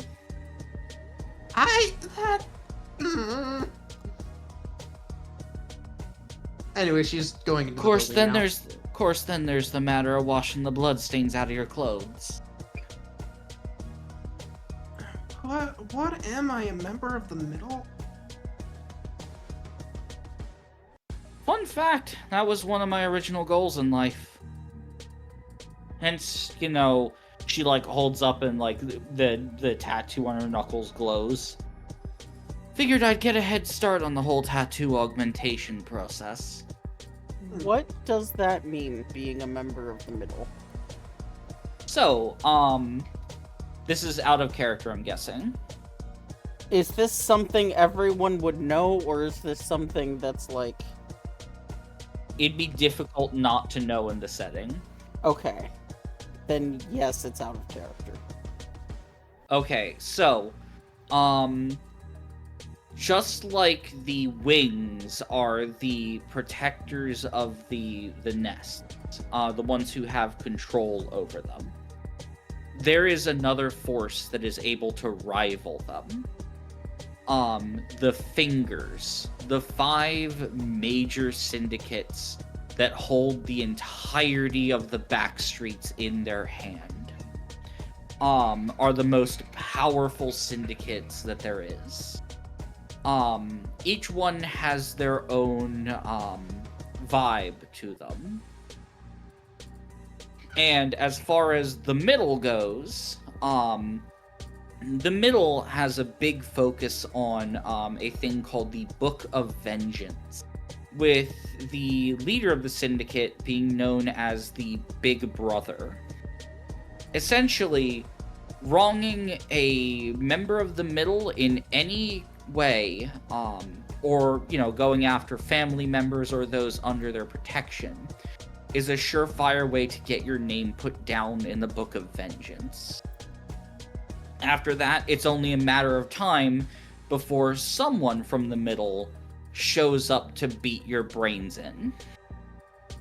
For every name that they cross off in the Book of Vengeance, the member who does so is awarded with a new augmentation tattoo. Despite their terrifying and widespread presence, the middle, when it comes to interacting with each other, is actually fairly laid back and tight-knit. Huh. They are often identifiable by purple clothing, excessive amounts of tattoos, and specifically gold chain. Interesting. So you all make your way through this abandoned building. You wind up in one, like, making way through one room of it, and, like, there's this person who just seems to have, like, lit a fire in, like, the middle of the room and has, like, a big, like, pot on it and seems to be, like, making something. And they kind of just, like, look up at all of you, seemingly startled, as you're walking through. What you cooking?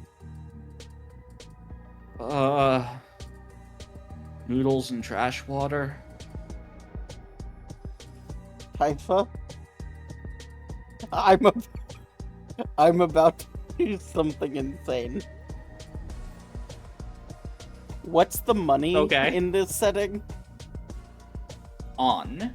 Now, a note before we continue. I know that On has its own, like, value in the setting.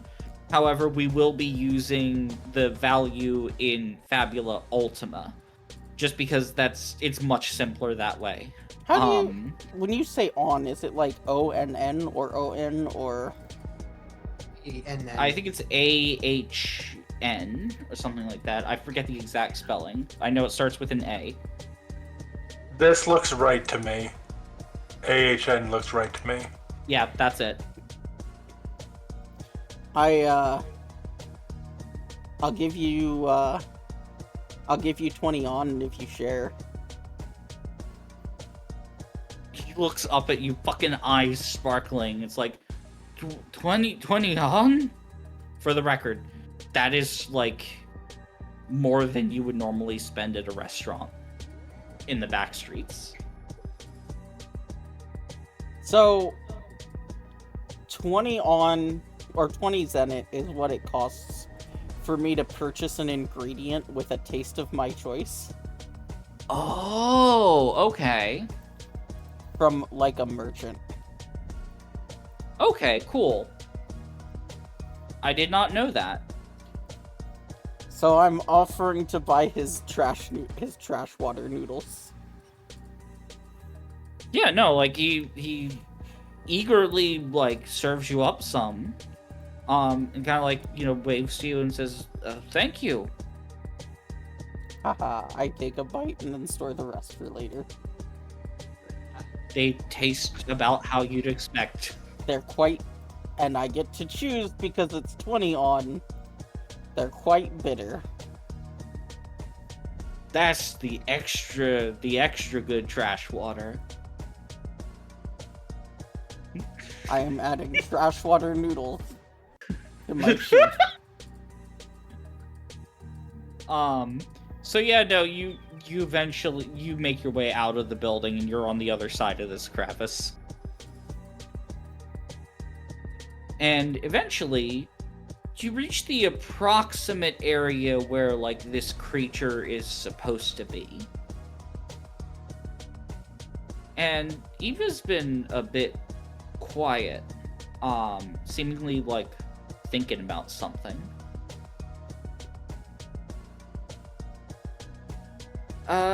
So something that I just thought of.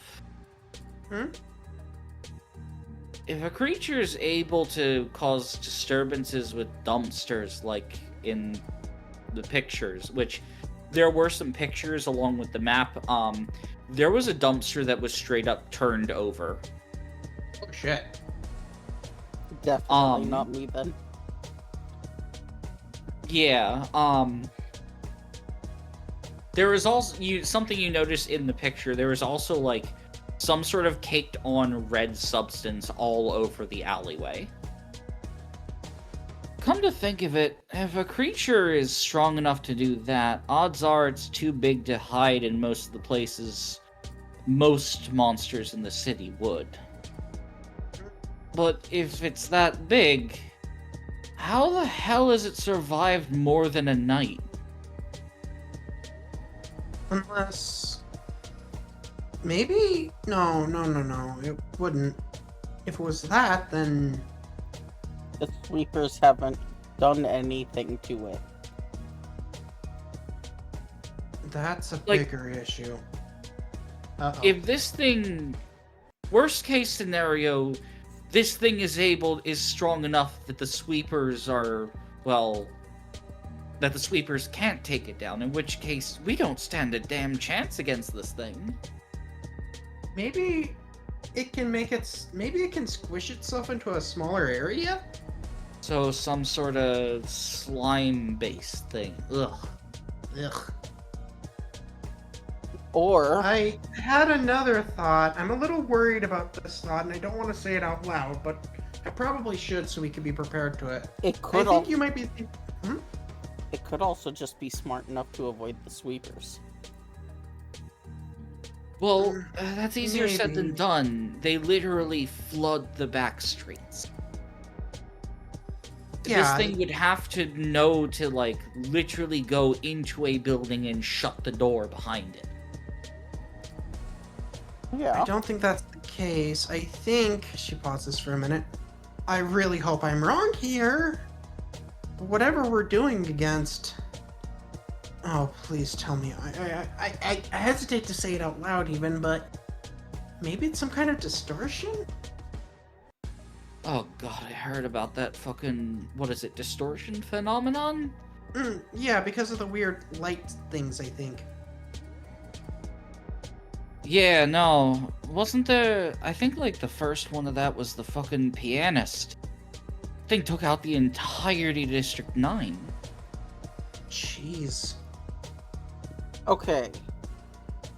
But if it's smart enough to avoid the sweepers, that wouldn't be bad. I mean, if it's smart, then that means it could use strategy, but at the same time, I feel like that excuse is probably our best option. That or it Yeah. just being made of ooze. Both? The other... Either way, we'll at least stand a chance. Well, I think we're all forgetting a fairly obvious problem. Yeah? We've talked about how good the sweepers are at finding things. If it's smart enough to outsmart the sweepers, it's certainly smart enough to outsmart us. We don't know that. Eh. I'm smart enough to avoid the sweepers, and you saw earlier. The sweepers, they may be good at finding things that are like left out or within reach, but they have limitations, and they're pretty well known. They ain't gonna go into residential buildings. I see. I'm going to go over to where the trash is, and I guess I'm going to try to find a trail that could lead to where whatever this thing is where it might be. Look, all I'm saying Okay. is we could be dealing with a super strong raccoon. I think I'm going to. I think this is going to be an inspect, which is insight plus insight. Yep, go ahead. Just imagine it, a little raccoon with those little grabby fingers, but the strength to tear open a dumpster. I'm going to go ahead. Oh, let me see. Yeah, I mean, history as a scavenger, I think works here for the Fabula point thing I'm going to spend. Okay. So I am going to be re-rolling both of them because that roll was straight trash. Appropriate for where you're searching. There we go. Okay. So here's the thing. The difficulty for this was 7.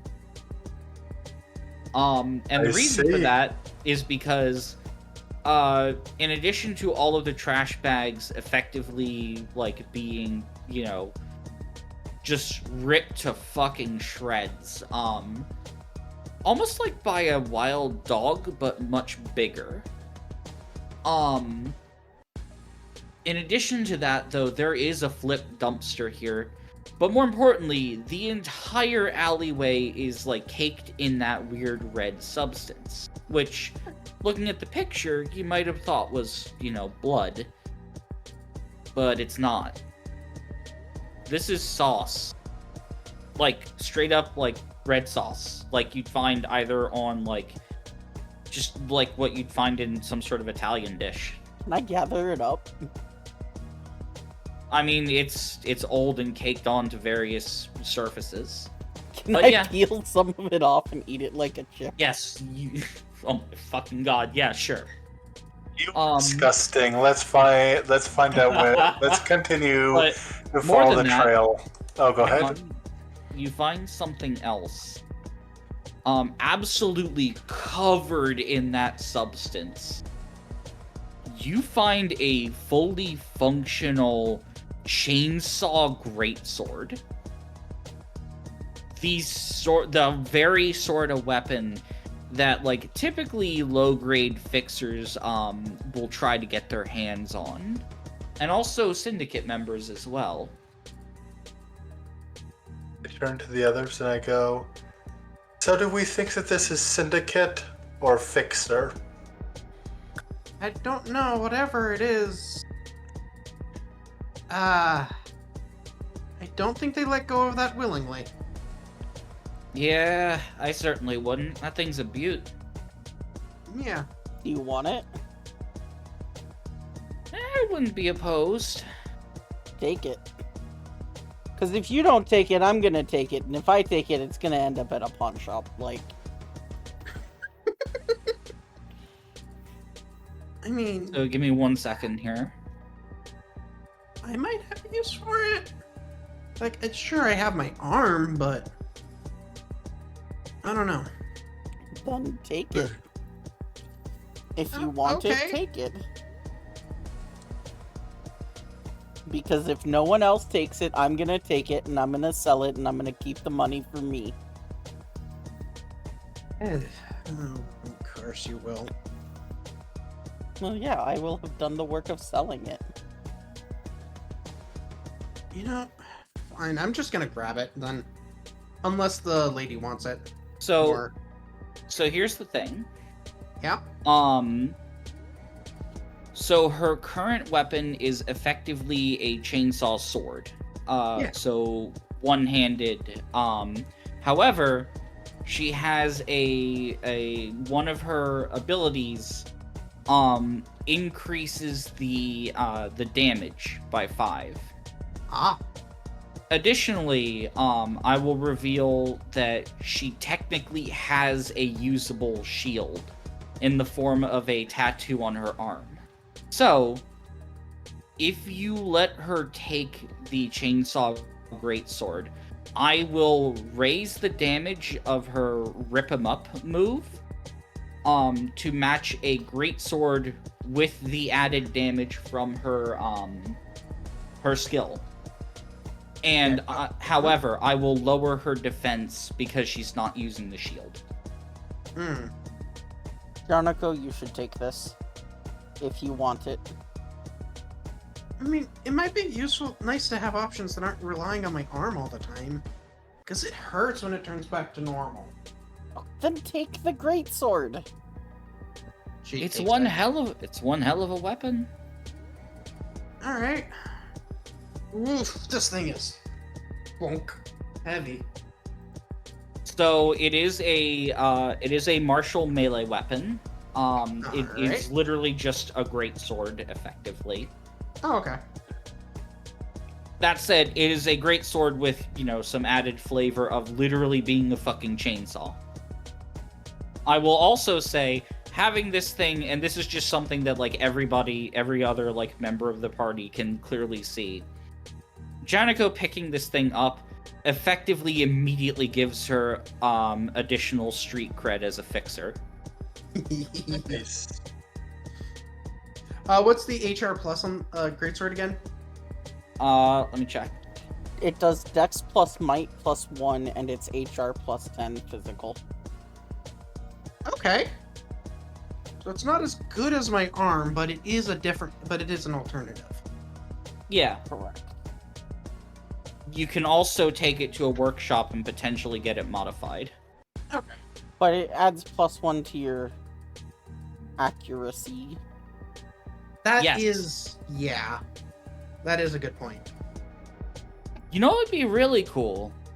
Hmm? If you took that thing to a workshop and got somebody to set the teeth on fire. Oh, that would be interesting. That would be kind of cool. And there are plenty of shops that'd be able to do that. Okay. Just a recommendation. I'm considering it, but right now we got a job. I'm gonna Right, peel. yeah, I'm gonna peel a bit of sauce off of your sword while you're holding it and eat it like It is completely fucking caked in it, to be fair, so you do need to take, a little bit to clean it off. Yeah, as we're looking, I am taking time to clean it. Probably just peeling stuff off and giving it to Aiko. I'm eating it. This doesn't taste good. Why do You keep No. eating it. So, you did pass the check, so you found that, there is a trail of this, sauce. And based on the size of the trail, this thing is quite large. Oh. And it seems to have moved through the alleyways a bit deeper in. And the question is, do you follow it? Or do you Yes. want to take a bit to do something? I'm gonna clean off the sword.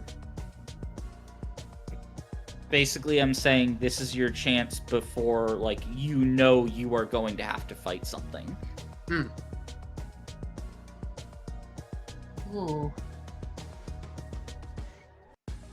We don't know. The only thing that I could really do would be based off of knowledge of what the thing's weaknesses are, which we don't have.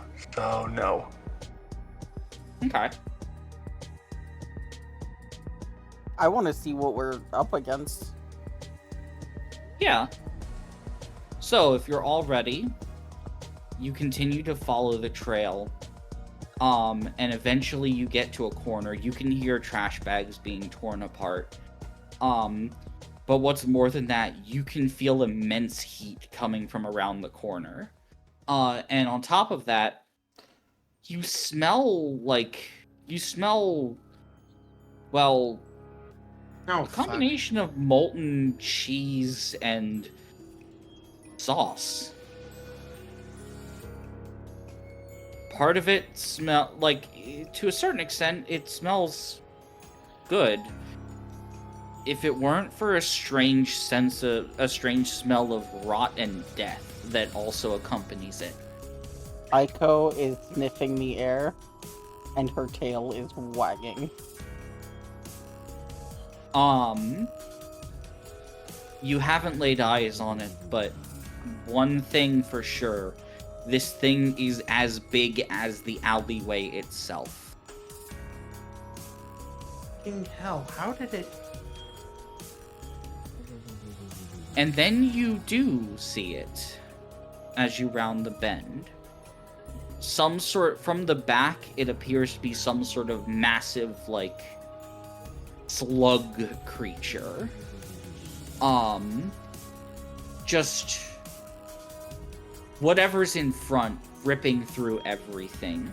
Almost like a tendril-like arm, from its body, grabs the dumpster, opens it, and dumps it out and starts sifting through it.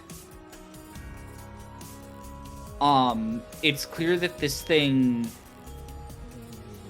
while monstrous, does actually have some degree of intelligence. And that's when the creature stops. And rather than turning around, it sort of just shifts. One head comes around the side. What looks like a gigantic, deformed rat head. Multiple rows of razor-sharp teeth. And 10 beady eyes. Ravenously snapping as flame emits from its jaws. Additionally, the center of it seems to open up in some sort of zipper-like mouth. Again, abhorrent razor-sharp teeth and flame boiling from inside. And then finally, another head, forms. But it seems to be small, deformed, molten. An incomplete mouth melted together, constantly emitting seemingly more heat than even the other two. All of your stomachs begin to growl, as if a shared sense of hunger envelops the area itself.